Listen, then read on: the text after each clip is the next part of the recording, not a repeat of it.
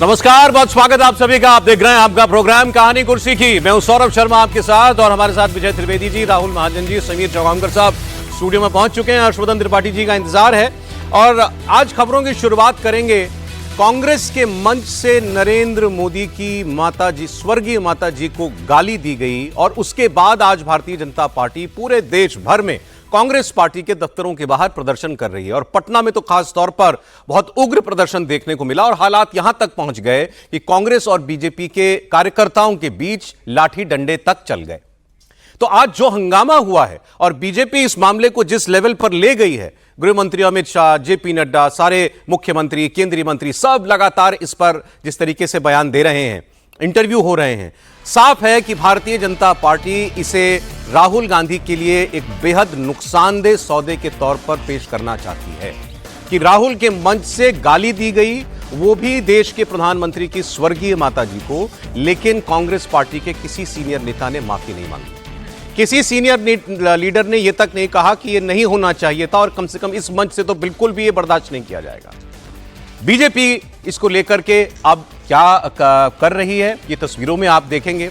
हालांकि जिस व्यक्ति ने गाली दी थी वो पकड़ा जा चुका है, बिहार पुलिस ने उसको पकड़ लिया है, लेकिन इस गाली के खिलाफ बीजेपी ने आज पटना में जो मार्च निकाला, उसमें जो हुआ वो आप देखिए। बीजेपी और कांग्रेस के कार्यकर्ता आपस में भिड़ गए, जमकर हंगामा हुआ। दोनों दलों के कार्यकर्ताओं ने एक दूसरे पर हमला किया और इसके बाद पुलिस ने हमला करने वालों को किसी तरीके से खदेड़ा। पटना में इस वक्त सियासी टेंपरेचर बहुत हाई चल रहा है। बीजेपी कार्यकर्ताओं ने बिहार में कई शहरों में राहुल गांधी के खिलाफ पुलिस में शिकायत दर्ज कराई है। इसे एक बहुत बड़ा मुद्दा बनाया है भाजपा ने। वहीं कांग्रेस इसे एक फजूल का मुद्दा बताने में लगी हुई है। कांग्रेस नेताओं का कहना है कि राहुल गांधी बीजेपी की वोट चोरी को उजागर कर रहे हैं, इसीलिए उस मुद्दे से ध्यान भटकाने के लिए अब ये फजूल के मुद्दे बीजेपी इतना तूल इनको दे रही है और उठा रही है। दरअसल प्राइम मिनिस्टर मोदी की मां को गाली दरभंगा के अतरेल में एक रैली में दी गई थी। इस दौरान कांग्रेस के लोकल नेता मंच पर थे, लेकिन किसी ने भी इस गालीबाज नेता को रोकने की कोशिश नहीं की और जब ये रफीक नाम का शख्स प्रधानमंत्री मोदी की माताजी को गालियां दे रहा था तो किसी ने उसका माइक छीनने का भी प्रयास नहीं किया, बल्कि कांग्रेस के नेता और कार्यकर्ता नारेबाजी करते रहे और तालियां बजाते रहे। लेकिन अब इसमें जो आज सबसे बड़ा रिएक्शन आया वो होम मिनिस्टर अमित शाह का आया। गृह मंत्री अमित शाह ने कहा नाम लेकर के कि राहुल गांधी नकारात्मक राजनीति करते हैं। राहुल गांधी ने अपने मन से जो होने दिया उसके बाद किसी का माफी भी ना मांगना, यह बताता है कि राहुल गांधी की पॉलिटिक्स कितनी नीचे जा चुकी है। और उन्होंने यह भी कहा कि अगर राहुल गांधी इसी ढर्रे पर चलते रहे तो कांग्रेस पार्टी को गर्त में ले जाएंगे। राहुल जी ने जिस प्रकार से घृणा की स्तर बगर की राजनीति की शुरुआत की है, उसकी और प्रधानमंत्री नरेंद्र मोदी जी की स्वर्गीय माताजी के लिए जो अपशब्द कहे गए, उसकी मैं हृदय से निंदा करता हूं और मैं पूरे देश की जनता को भी कहना चाहता हूं कि जिस प्रकार की राजनीति, मुद्दा विहीन विरोध की राजनीति, नकारात्मक राजनीति, घृणा की राजनीति श्री राहुल गांधी ने शुरू की है, वो हमारे सार्वजनिक जीवन को ऊंचाई नहीं देगी, गर्त में ले जाएगी। और ये आज से नहीं है। मोदी जी जब से मुख्यमंत्री बने तब से सोनिया जी, राहुल जी, मणिशंकर अय्यर, दिग्विजय सिंह, जयराम रमेश, रेणुका चौधरी, हर कांग्रेस नेता ने मोदी जी के लिए अपशब्द कहे। कोई मौत का सौदागर कहता है, कोई जहरीला सांप कहता है, कोई नीच आदमी कहता है, कोई रावण बताता है, कोई भस्मासुर बताता है, कोई वायरस कहता है। कांग्रेस के नेता क्या समझते हैं? इस प्रकार की भाषा का प्रयोग कर कर आपको जनादेश प्राप्त होगा क्या? मैं आज कांग्रेस के नेताओं को कहना चाहता हूं, जितनी ज्यादा गालियां मोदी जी को आप दोगे, कमल का फूल इतना ही बड़ा होकर खिलकर आसमान तक पहुंचेगा।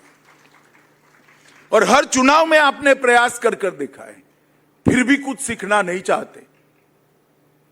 हर चुनाव में गाली दिया, मुंह की खाई, और फिर विजय को झुठलाने के लिए एक घुसपैठिया बचाओ यात्रा लेकर ये निकले हैं।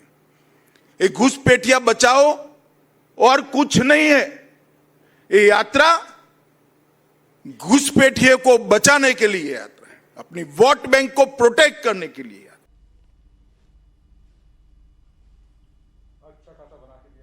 इसमें कोई शक नहीं कि जब जब कांग्रेस पार्टी की तरफ से प्रधानमंत्री के लिए कोई खराब बात कही गई या कोई अपशब्द कहा गया तो बीजेपी ने उसको भुनाया है और उसका नुकसान कांग्रेस पार्टी को हुआ है। और बीजेपी की अभी भी कोशिश वही है।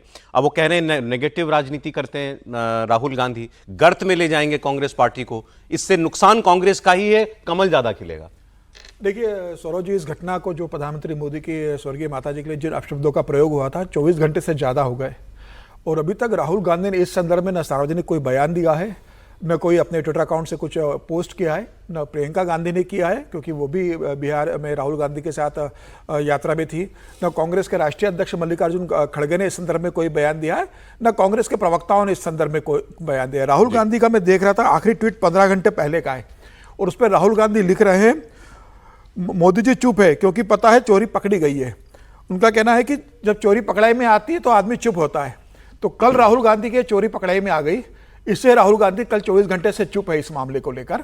अगर राहुल गांधी की इसमें सहमति नहीं होती, कांग्रेस की इसमें सहमति नहीं होती, उस व्यक्ति ने जो कहा है अगर राहुल गांधी उससे इत्तेफाक नहीं रखते तो राहुल गांधी कल तत्काल सोशल मीडिया पे पोस्ट करते कि भाई ये जो कहा गया है बहुत दुर्भाग्यपूर्ण है, कांग्रेस इस बात का समर्थन नहीं करती और उस व्यक्ति को कार्रवाई करने के लिए गया तत्काल पार्टी से निकाल दिया गया है। न राहुल गांधी ने, न बिहार कांग्रेस के अध्यक्ष ने इस व्यक्ति को पार्टी से निकाला, न राहुल गांधी ने इसका कंडेम कहा कहीं पर, न इसकी भर्त्सना करी और उसको शाम को प्रवक्ता लोग उसको डिफेंड कर रहे हैं उन सब बातों को लेकर कि भाई हमने नहीं कहा, हमारे मन से कुछ लोगों ने कहा है, लोगों की भावनाएं होंगी, लोग परेशान होंगे मोदी जी से तो उनके भावनाओं में उन्होंने इस तरह के बयान कहा जा रहा है। ये कहा जा रहा है कि भाई उनकी भावनाओं में बह के उन्होंने शब्दों का इस्तेमाल कर लिया।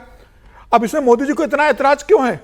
इस तरीके से अगर आप डिफेंड करोगे तो यह कहा जाएगा कि इस पूरी घटना के पीछे कांग्रेस का मौन समर्थन है। ठीक है। और मुझे लगता है कि इसके पीछे पूरी कांग्रेस शामिल है और आने वाले समय में देश की जनता, बिहार की जनता राहुल गांधी की इस विचारधारा जो अमित शाह जी ने कहा है कि जो नकारात्मकता की राजनीति करते हैं उसका जवाब जनता देगी। मैं तो ये कह रहा हूं अगर कांग्रेस को, राहुल गांधी को यह भी लगता है कि भाई छोटा मामला है, ये किसी बहुत छोटे आदमी ने ये बकवास की है, तो भी ये तो दिख रहा है कि सामने वाला इसको कितना बड़ा बना रहा है। आप डैमेज कंट्रोल के लिए तो कुछ कह सकते हैं। राहुल जी अगर लिख दें ट्विटर पर कि किसी के भी लिए भी अपशब्द और देश के प्रधानमंत्री की स्वर्गीय माता जी के लिए तो बिल्कुल भी बर्दाश्त नहीं किया जाएगा, तो उसमें नुकसान क्या है उनका? हमने कल भी इस पर चर्चा की, इसमें पॉलिटिकल फायदा किसका होगा, बीजेपी का होगा, कांग्रेस का नुकसान होगा। इससे इतर ये बात है कि इस पर उनको तुरंत रिएक्ट करना चाहिए था, हम ऐसा समझते हैं। और राहुल गांधी जी को ये कहना चाहिए था कि भाई हम ऐसी चीजें बर्दाश्त नहीं करते, स्वीकार नहीं करेंगे, उनके खिलाफ जो कार्रवाई करनी होगी कर देंगे, या जो भी कहा गया। और खुद भी कहते हैं कि मैं उसकी तरफ से ये इस बात को स्वीकार नहीं करता, करके कहते देखिए हम में और भाजपा में अंतर है, हाँ, हम बर्दाश्त नहीं करते।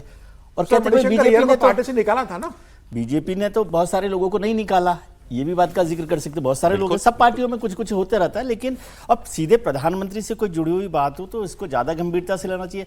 और अभी तो राहुल जी को वैसे भी समझना चाहिए कि बिहार में चुनाव है तो भारतीय जनता पार्टी इसको वैसे भी बड़ा इशू बनाएगी। आप देख रहे हैं ना सर सुबह से क्या हो रहा है, बड़े बड़े मंत्री जो है इस पर वो पॉलिटिकल इशू के लिए तो मौका ही हो गया ये, लेकिन मैं इसको पॉलिटिकल इशू के तौर पे कहूं कि बीजेपी इसको एनकैश कर रही है। उससे पहले मैं कहना चाहूंगा ये स्वीकार नहीं होना चाहिए। मैं इससे इधर बात कर रहा हूँ, पॉलिटिकल फायदा हो उनको, वो तो कोई भी पॉलिटिकल पार्टी फायदा उठाएगी, तो ये तो राहुल जी की समझ होनी चाहिए कि वो उनको फायदा नहीं उठाने का मौका देती। और कुछ नहीं तो यही जो वो कह रहे हैं कि ध्यान भटकाने के लिए 2 दिन से आपके मुद्दे से हटके इस पर बात होने लगी ना, तो हो रही है, तो उल्टा नुकसान आपका ही हो रहा है ना। और खड़गे साहब भी बोल सकते थे, वो पार्टी के राष्ट्रीय अध्यक्ष, कि भाई ये इस तरह की बात स्वीकार नहीं की जा सकती। मेरे को लगता है राहुल जी को भी इस पर करना चाहिए था, और अब नहीं कर रहे तो किसका? अब आप देखिए कि बड़े बताया कि 2007 से जो अमित शाह जी जिक्र कर रहे थे, मुझे ध्यान आता है कि 2007 का चुनाव पूरा का पूरा बदल गया था एक शब्द से, सोनिया जी ने जो मौत का सौदा मोदी जी के लिए कहा था, और उससे लेकर आज तक फिर वो 2014 का जिक्र उन्होंने किया ही।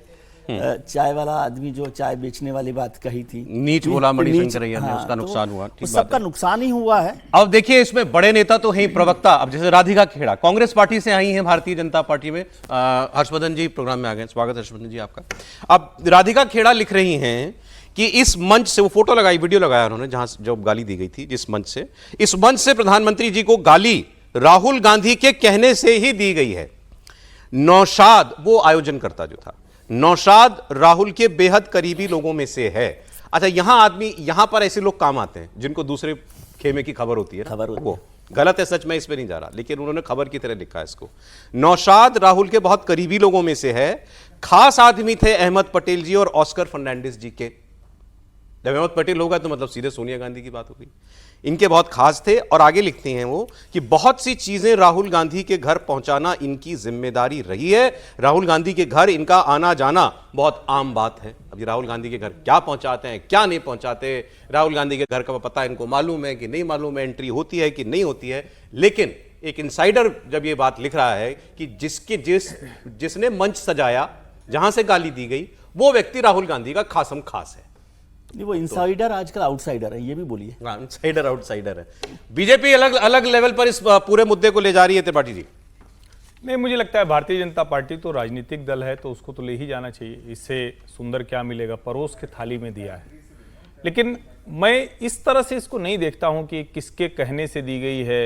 राधिका खेड़ा चूंकि कांग्रेस पार्टी में रही हैं, और अगर वो कह रही हैं तो हम उसको यूं ही नहीं कह सकते कि अब वो भाजपा में आ गई इसलिए उसको न खारिज कर दिया जाए, क्योंकि वो जो नाम लिख रही हैं, जिस तरह से बता रही हैं, और हर कोई जानता है कि जब आप पार्टी में बहुत भीतर रहते हैं तो किसी बड़े नेता के यहाँ जो लोग बहुत आपको नेता के तौर पर बड़े नहीं दिखते हैं, लेकिन वो कौन कौन लोग एंट्री लेते हैं उन लोगों को पता होता है। तो राधिका जी एक समय में कांग्रेस पार्टी में बहुत अंदर रही हैं, उनको पता है, तो इसलिए हम एकदम से उनको खारिज नहीं कर सकते। लेकिन वो राजनीतिक लड़ाई है, उसको मैं अलग रखता हूं। क्या राहुल गांधी ने अभी तक इस पर कोई माफी मांगी है? कल की बात हुई, आज बात हो गई, आज हम लोग कहानी कुर्सी की फिर बात कर रहे हैं। क्या राहुल गांधी ने इस पर कोई माफी मांगी? तो राहुल गांधी जी ने माफी नहीं मांगी है। और राहुल गांधी के ट्विटर खाते पर एक उनके जो खुद उन्होंने जो लिखा है, मैं उसको पढ़ देता हूं। बेगुनाह इल्जाम लगने पर चुप नहीं बैठता और चोर पकड़े जाने पर खामोश हो जाता है। मैं जो कह रहा हूं ये राहुल गांधी की पोस्ट है 15-17 घंटे पहले की, या हो सकता है और थोड़ा समय हो गया हो, 20 घंटे हो गया हो। ये वो संदर्भ जोड़ रहे हैं कि नरेंद्र मोदी वोट चोरी पर नहीं बोल रहे हैं, जिस पर Bharatiya Janata party press conference करती है, जिस पर बाकायदा अभियान चलाती है, जिस पर चुनाव आयोग बोलता है। लेकिन राहुल गांधी यानी राहुल कांग्रेस के मंच से नरेंद्र मोदी को मां की गाली दी जाती। वो राहुल गांधी जिन्होंने कहा था जब बनारस में किसी ने यूं चप्पल उछाल दिया था, स्लीपर उछाल दिया था नरेंद्र मोदी के काफिले के आगे, उनकी गाड़ी पर नहीं, उनके आगे की गाड़ी पर। तो क्या कहा था उन्होंने? उनका देखना, अब देश के लोगों का आत्मविश्वास ऐसे बढ़ गया है। उन्होंने क्या कहा था? कुछ समय रुक जाओ, डंडे मारेंगे इसको। कहां ले जाना चाहता है ये आदमी देश को? ये नेहरू जी के परिवार से आता है, ये राहुल गांधी की स्थिति है, ये नेहरू इंदिरा के विरासत को बढ़ाने वाले जी, ये महात्मा गांधी की बात करने वाले लोग। और मैं फिर कह रहा हूं, राजनीतिक तौर पर भारतीय जनता पार्टी तो जितना इस पे जाए कम है। उनके सबसे बड़े नेता और देश के प्रधानमंत्री को मां की गाली दे दी गई। लेकिन राहुल गांधी क्या करना चाह रहे हैं? क्या जो भारत जोड़ो यात्रा में रह गया था कि केरोसिन छिड़को, आग लगाओ, क्या वो करने की कोशिश है? और ये है तो बेहद खतरनाक। अब मैं आपको जरा एक पटना की तस्वीर दिखा दूं। राहुल जी, आपको कमेंट लेता हूं मैं। पटना में बीजेपी के कार्यकर्ता कांग्रेस पार्टी का जो वहां हेडक्वार्टर है, सदाकत आश्रम, वहां पहुंचे। एक वक्त ऐसा आया जब हाथों में दोनों तरफ वो थे, झंडे थे, और झंडे में होता है डंडा, तो डंडे एक दूसरे पर बरसाने लगे, जो आप तस्वीर देख रहे हैं। इसके बाद हालात एक बार तो ऐसा लगा कि बिल्कुल आउट ऑफ कंट्रोल हो गए, और अब शायद इनके ऊपर लाठीचार्ज करना पड़ जाए पुलिस को, वरना ये बात बस में आती नहीं। क्योंकि बीजेपी के वर्कर उनके कांग्रेस के ऑफिस के अंदर जाने लगे, और काफी अंदर चले गए। वो तो उन्हीं में से किसी ने, कुछ लोगों ने समझा बुझा करके उनको बाहर किसी तरीके से वो लोग लेकर के। आप सोचिए, बीजेपी के कार्यकर्ता जो इतने उग्र थे, गुस्से में थे, ये अगर बीजेपी कांग्रेस के दफ्तर के अंदर जाते, वहां अगर ये सब कुछ होता जो सड़क पर हो रहा था, तो बात कितनी बढ़ जाती। तो एक रिपोर्ट, हमारे रिपोर्टर नीतीश चंद्रा वहां मौके पर थे, उन्होंने जो कुछ देखा वो बयां किया, वो आप सुनिए। जबरदस्त प्रदर्शन यहाँ पर, और ये प्रदर्शन अब हिंसक हो गया है। एक दूसरे पर जमकर लाठियां भाज रहे हैं। पुलिस यहाँ पर पहले से तैनात थी। यहाँ देखिए राहुल गांधी के पोस्टर को फाड़ा जा रहा है। ये देखिए राहुल गांधी का पोस्टर दफ्तर के ठीक सामने, और दूसरी तरफ यहाँ लाठियां भी चल रही हैं, जबरदस्त लाठियां चल रही हैं। ये देखिए पथराव लगातार हो रहा है। ये आप लोग कुछ कर नहीं पा रहे हैं। आप पूछिए ना, ये देखिए गेट के सामने पथराव हो रहा है और दूसरी तरफ से जवाब भी दिया जा रहा है और ये बीजेपी के कार्यकर्ता अंदर घुस गए हैं। बीजेपी के कार्यकर्ता पार्टी दफ्तर के अंदर घुस गए हैं और अंदर यहां पर अब अंदर जो कार्यकर्ता आए हैं, ऐसी तस्वीर पहले ही आई है और यहां पर देखिए जो गाड़ियां लगी हुई हैं उनको निशाना बनाया जा रहा है। शायद ही कभी ऐसी तस्वीर देखने को मिली है पटना में कांग्रेस दफ्तर में। और ये देखिए पुलिस वाले हथियार लेकर बाहर आ गए हैं। ये कैमरामैन ये दिखाएं, ये गाड़ी के शीशे तोड़ दिए गए। ये दफ्तर के अंदर जो गाड़ियां लगी हुई थी उसके शीशे तोड़ दिए गए हैं। गेट बंद करने की कोशिश की जा रही है ताकि जो ये कार्यकर्ता हैं उनको आमने सामने की स्थिति से बचाया जा सके। गेट को लॉक कर दिया गया है। गेट को लॉक कर दिया गया है ताकि अब बाहर ना जा सके। तो कांग्रेस के लोगों ने ही ताला लगा दिया गेट पर कि हमारे लोग भी बाहर ना जाएं, ये भी ना है, नहीं तो हमारे लोग भी गुस्से में बाहर चले जाएंगे जवाब देने के लिए। अल्लाह, पुलिस भी कमाल होती है और पटना में तो खासतौर पर ऐसी तस्वीरें आती रहती हैं। अगर यहाँ कोई छात्र और टीचर होता तो दे लाठी मारती पुलिस वाले। ये पॉलिटिकल वर्कर है तो केवल दिखा रही है लाठी, चलाई किसी के ऊपर नहीं है। लेकिन कोलकाता से ऐसी तस्वीरें आ रही हैं। कोलकाता से मैं आपको दिखाता हूँ राहुल जी। कोलकाता में भी अब बीजेपी के वर्कर्स का प्रदर्शन शुरू हो गया है और सड़कों पर खूब हंगामा दिखाई दे रहा है। कांग्रेस के दफ्तर में तोड़फोड़ हुई है। ये कोलकाता का कांग्रेस का दफ्तर है। यहां भी भारतीय जनता पार्टी के वर्कर पहुंचे और यहां भी तोड़फोड़ हुई है। ये तस्वीरों में दिखाई दे रहा है। देखिए, बीजेपी के झंडे लेकर बीजेपी के कार्यकर्ता वहां हैं। ये कांग्रेस का दफ्तर है और यहां भी ऐसा लग रहा है कि खूब डंडे जो हैं वो चलाए गए। ये मामला खतरनाक दिशा में जा रहा है।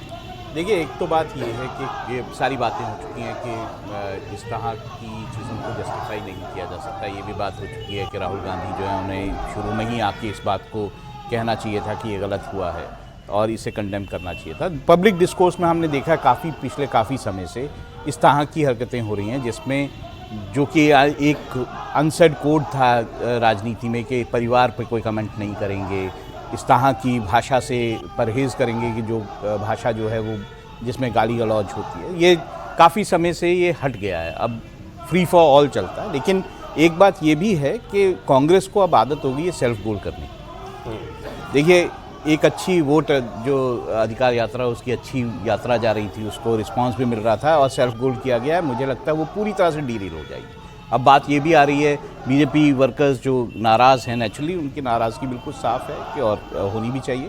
वो कह रहे हैं कि हम अब ये यात्रा करने नहीं देंगे, ये हम बिहार में यात्रा चलने नहीं देंगे। तो जिस तरह का माहौल बन रहा है वो पूरी तरह से पूरी तरह से माहौल जो है जो उस एक रिस्पांस मिल रहा था वो भी डीरेल हो गया।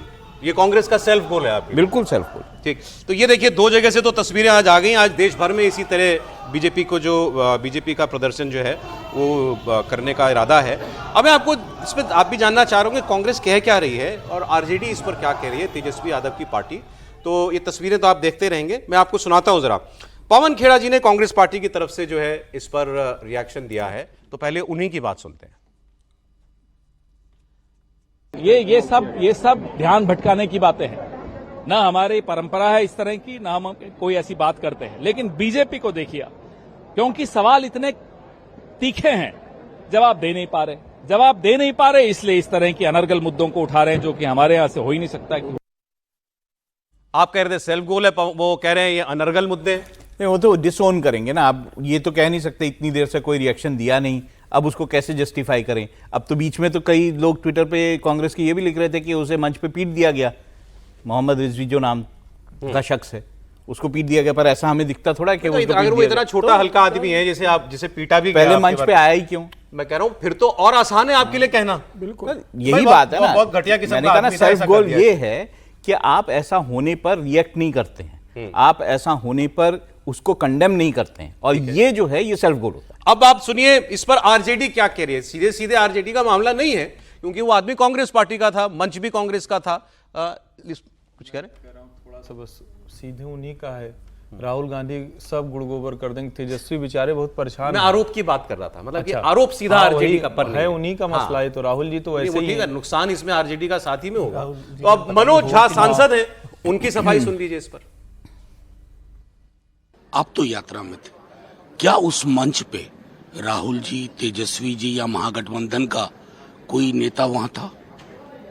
आप थे ना, कोई तो नहीं था। ये दरभंगा के जिस मंच का आप मतलब संदर्भ दे रहे हैं, तथाकथित रूप से गाली दी गई, अपशब्द, कोई उसके पक्ष में नहीं खड़ा हो सकता। हम बीजेपी से भाषा के स्तर पर भी लड़ रहे हैं, क्योंकि उनकी भाषा में ये गिरावट है। हम उसके पक्ष में नहीं है, चिन्हित करिए, कार्रवाई करिए, लेकिन ये हेडलाइन मैनेजमेंट की चीज मत बनाइए कि राहुल जी की और तेजस्वी जी के लोग थे ना। भाई, किसी के नहीं थे। चिन्हित करिए और कार्रवाई करिए। लेकिन हाँ, आज जिनको पीड़ा हो रही, मैं पूछना चाहूंगा, किस किस प्रकार की टिप्पणियां लालू जी पर, उनके परिवार पर, कांग्रेस की विधवा, जर्सी गाय आदि आदि बोला गया, क्या ये चिंता का विषय नहीं होना चाहिए? भाषाई गिरावट किसी के संदर्भ में हो, वो गाली का जवाब, पहले क्या गाली दी गई ये नहीं हो सकता। दूसरा, कांग्रेस कह रही है कि भाई ये तो बहुत छोटा मामला है, और ये कह रहे हैं कि भाई हमारा कोई नेता मंच पे था ही नहीं, ना राहुल गांधी, ना प्रियंका गांधी, ना तेजस्वी यादव। समीर जी, देखिए, अभी तो मनोज झा का बयान आया था। ये तो वही मनोज झा है ना, जब उन्होंने लोकसभा में कहा था कि चूल्हा मिट्टी का, मिट्टी तालाब के, तालाब ठाकुर का। और फिर बिहार में जो आरजेडी के ठाकुर नेताओं ने जो क्लास लगाई थी, फिर बाद में इनको माफी मांगनी पड़ी थी। तो इतनी बड़ी घटना घट गई है पूरे देश के अंदर। इस बात को लेकर बीजेपी के कार्यकर्ता नाराज है, भारतीय जनता पार्टी के सभी बड़ा, केंद्र के सभी बड़े नेता इसको रिएक्ट कर रहे हैं। एक लाइन से अगर कांग्रेस के ट्विटर हैंडल से अगर पोस्ट हो जाता कि हम इस बात का समर्थन नहीं करते, हम इसका कंडेम करते हैं और व्यक्ति को पार्टी से निकाल दिया गया है, राहुल गांधी इस बात को ट्वीट कर देते, तो मुझे लगता है कि राहुल गांधी कह सकते थे कि भाई हमने ट्वीट कर दिया। 24 घंटे से ज्यादा हो गए, यहाँ पे एक शब्द नहीं बोल रहे, पार्टी डिफेंड कर रही है। जयराम रमेश क्यों भाई हमारा कोई बड़े नेता नहीं थे वहां पे? बात बड़े नेता की नहीं है, आप विरोध तो करो कि बड़े नेता की मां के लिए इस तरह के शब्दों का इस्तेमाल हुआ है, ये तो कह सकते हो। प्रधानमंत्री की, स्वर्गीय माता के लिए हुआ है, एक प्रधानमंत्री की मां का अपमान हुआ, तब तो आप कम से कम सफाई में कोई दम आपने जो सुनी? मैं कह रहा हूं, सफाई की जरूरत ही नहीं ना। आप एक बात कहकर खत्म कर सकते थे जिस इशू को, उस पर जबरदस्ती सफाई देकर उसको बढ़ाते जा रहे हैं। इसको कहते हैं रायता फैलाना। क्या जरूरत है? समेटेगा कौन? समेटेगा कौन, नहीं समेटेगा, आपने रायता फैला दिया तो नुकसान आपका होने वाला है, ये बात है। और इसको ध्यान रखना चाहिए। और बीजेपी के लिए तो खासतौर से ये मौका है। और फिर बिहार का इलेक्शन है, आरजेडी को भी कहना चाहिए कि भाई ठीक है, यदि नहीं भी माना कोई ऐसी बात है, हम इसको समर्थन नहीं करते, इतनी बात तो करनी चाहिए ना। आप कह रहे थे कि आरजेडी का ज्यादा नुकसान होगा, आरजेडी के सांसद ने जो कहा। नहीं, अंग्रेजी में एक शब्द होता है, अगर ठीक मुझे समझ में आती है, अंग्रेजी थोड़ी कमजोर, कोलैटरल डैमेज। तो मुझे लग रहा है कि तेजस्वी भैया गड़बड़ा गए मामला। ये ऐसी चीज नहीं थी कि जिस पर आप निकालते कि अच्छा मोदी जी ने क्या कहा था, पहले का कौन सा भाषण था। किसी को मां की गाली दी जाए, प्रधानमंत्री को छोड़ दीजिए, एक लाइन की बात है, इससे नीच व्यवहार नहीं हो सकता, हम इसको खारिज करते हैं, जो भी है उसको निष्कासित करते हैं। लेकिन जब आप उसको जस्टिफाई करते हैं तो इसका मतलब क्या हुआ? इसका मतलब ये आप चाह रहे हैं ठीक है यार, थोड़ा सा दे दिया, क्या हो गया, हम भी तो ऐसे ही देखते हैं उसको। दिन रात हम ये कह रहे हैं वोट चोरी करके प्रधानमंत्री बना है, उसकी हैसियत क्या है? जब आप ऐसे प्रस्तुत कर रहे हैं, कार्यकर्ता थोड़ा और आगे चला गया। आप कह रहे हैं डंडा मारो, आप कह रहे हैं हमने ये कर दिया, हमने वो कर दिया, उसको हमने दिखा दिया था, उसका ये तू ऐसे करेगा। अब मतलब क्या मैं कहूं, राहुल गांधी करना क्या चाह रहे हैं? और कई बार होता है ना कि आप धीरे धीरे उसी तरह का व्यवहार करने लगते हैं और फिर आपकी पार्टी के नेता। लेकिन मैं फिर कह रहा हूं, बड़ा नुकसान तेजस्वी यादव का हो गया। 2020 का वो मोमेंट जिसके बाद रैलियां रुकवाई थी, फिर आ गया। अब क्या तेजस्वी इनकी वोट अधिकार यात्रा रोकेंगे? भाजपा वाला विरोध छोड़ दीजिए। मोहन भागवत जी ने 2-3 बड़े, कल बहुत लंबा उनके व्याख्यान का कल अंतिम दिन था, तो बहुत सारे सवालों के भी उन्होंने उत्तर दिए। 75 साल में रिटायरमेंट वाली कंट्रोवर्सी पर क्या बोले, बीजेपी का अध्यक्ष क्यों नहीं चुन पा रहे हैं अब तक पार्टी, इसमें देर क्या आरएसएस की वजह से हो रही है, इस पर उन्होंने क्या कहा, और काशी मथुरा ये अभी बाकी हैं क्या, और इस पर उन्होंने क्या सलाह दी है देश को और मुस्लिम समाज को, इसकी बात हम आपको बताएं।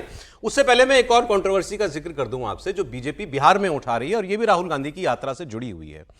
बीजेपी ने राहुल गांधी को लेकर एक वीडियो पोस्ट किया, जिसमें राहुल गांधी अपनी रैली में, बीजेपी कह रही है कि बाबा साहेब अंबेडकर का अपमान करते हुए दिखाई दे रहे हैं। बीजेपी ने लिखा है कि राहुल की यह यात्रा सिर्फ एंटरटेनमेंट के लिए है। शहजादा शब्द उन्होंने इस्तेमाल किया, बीजेपी उनको शहजादा ही कहती है। कि शहजादे का एंटरटेनमेंट क्या है, ये आप इस तस्वीर में देखिए। तो ये उनकी यात्रा निकल रही है और तस्वीर में दिखता है कि एक उनका जो कोई फैन है या फॉलोअर, वो बाबा साहेब की एक फोटो लेकर के आ रहा है, उनको देना चाहता है, वो गाड़ी में बैठे हुए खड़े हुए हैं। राहुल गांधी नहीं देख पा रहे उस वक्त, या नहीं देखा, या वो नहीं लेना चाह रहे थे, व्हाटएवर। उनका सुरक्षाकर्मी उसको पहले दुत्कारता है, फिर उसकी तरफ लात चलाता है। इस सीन को कैप्चर किया वीडियो में और ये वीडियो डाल दिया बीजेपी ने। तो आप जरा ये वीडियो पूरा देख लीजिए, फिर इसमें कोई कंट्रोवर्सी है या नहीं बात करें।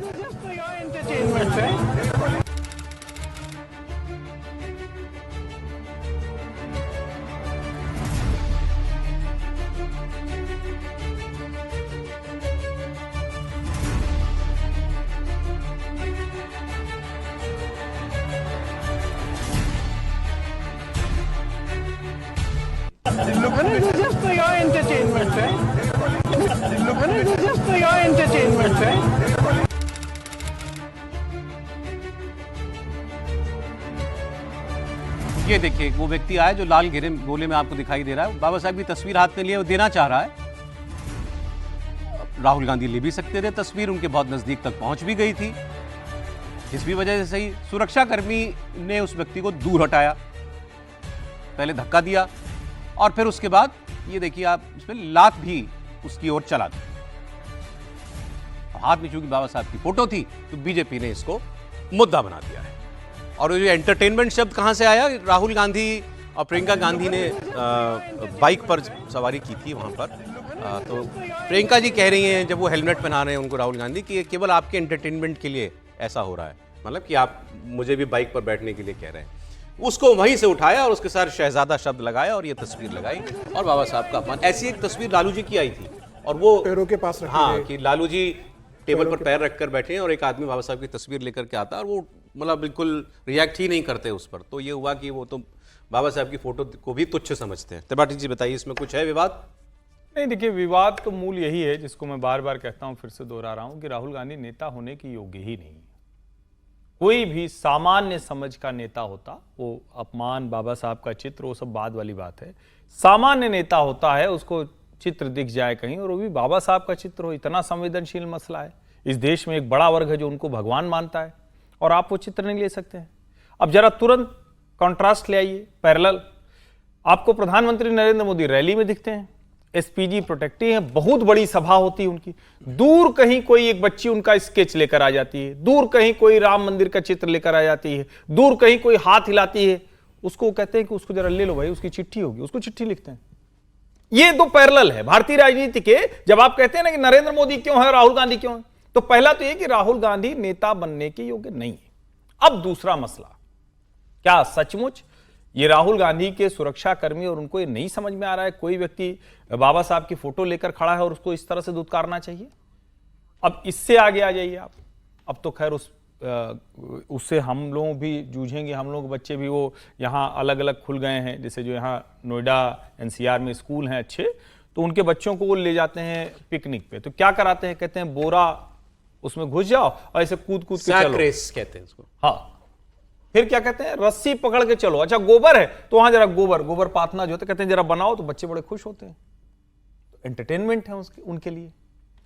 जब कोई नेता होता है तो उसके लिए ये समर्पण होता है। जब राहुल गांधी के लिए होता है तो बिना किसी संकोच के, जो प्रियंका जिनका जो उनको घर में पता था कि अरे क्या भाई तुम्हारे लिए अब एंटरटेनमेंट के लिए यात्रा भी करनी पड़ेगी, तो एंटरटेनमेंट है, चलो बाइक पे थोड़ी देर बैठ जाते हैं, थोड़ा हेलमेट पहन लेते हैं, आनंद आएगा, रील बढ़िया बनेगी, अच्छे से कुछ बातचीत हो जाएगी। ठीक है, तो है तो यही। अब इसको कांग्रेस को लोग जैसे समझना है समझे। आपने जो नेता का अंतर बताया वो एक बात है, लेकिन जहां तक ये रही कि बाबा साहेब की फोटो पर लात मरवाना ये शहजादे का एंटरटेनमेंट है, सुरक्षाकर्मी की एक ही ड्यूटी होती है कि वो जिसकी सुरक्षा कर रहा है उसके नजदीक अगर वो किसी को देखता है कि खतरनाक ढंग से आ रहा है तो उसको रोके। हम सबने बड़ी कहानियां सुनी है, एसपीजी कैसे कोहनियां मारती है अगर कोई पत्रकार भी नजदीक चला जाता है प्रोटेक्टी के। हाँ बिल्कुल, ये सच बात है। आई भी होगी शायद, मैंने एक पत्रकार को पेट पकड़कर दोहरा होते हुए देखा। ये सब सच बात है। तो इस आपने कहा उसको भी तो दिख रहा था सिक्योरिटी वाले को कि भाई तस्वीर ली है, उसका काम नहीं है। नहीं, सिक्योरिटी वाले का काम नहीं है। उसमें मैं ये नहीं कह रहा हूं राहुल गांधी ने वो कराया होगा, मैं यहाँ नहीं मैं कह रहा हूं वो फोटो भी लेकर के देना ये भी सिक्योरिटी का काम नहीं। उसका काम है उनको प्रोटेक्ट करना, जो उसका प्रोटेक्टी है। नहीं सिक्योरिटी वाले का। आप दोनों लोगों ने हमसे ज्यादा, समीर जी भी हैं, सबने ज्यादा यात्राएं कवर की होंगी, लेकिन मैं भी थोड़ा बहुत जानता हूं। ऐसी यात्राओं में बाकायदा उस नेता की टीम होती है जो ऐसे चीजों को ले जाके पहुंचवाती है। वो ठीक है। ये काम भी तो होता है ना। इसका मतलब कि बाबा साहब की फोटो राहुल गांधी तक पहुंचवाना इनकी टीम की, इनकी यात्रा का काम, समन्वय संभालने वाला जिम्मेदारी चला नहीं थी। बताइए सर। ठीक है, नहीं वो बात ठीक है कि वहां पर जो लोग देख रहे हैं उनको देखना चाहिए कि कैसे हैंडल किया जाए।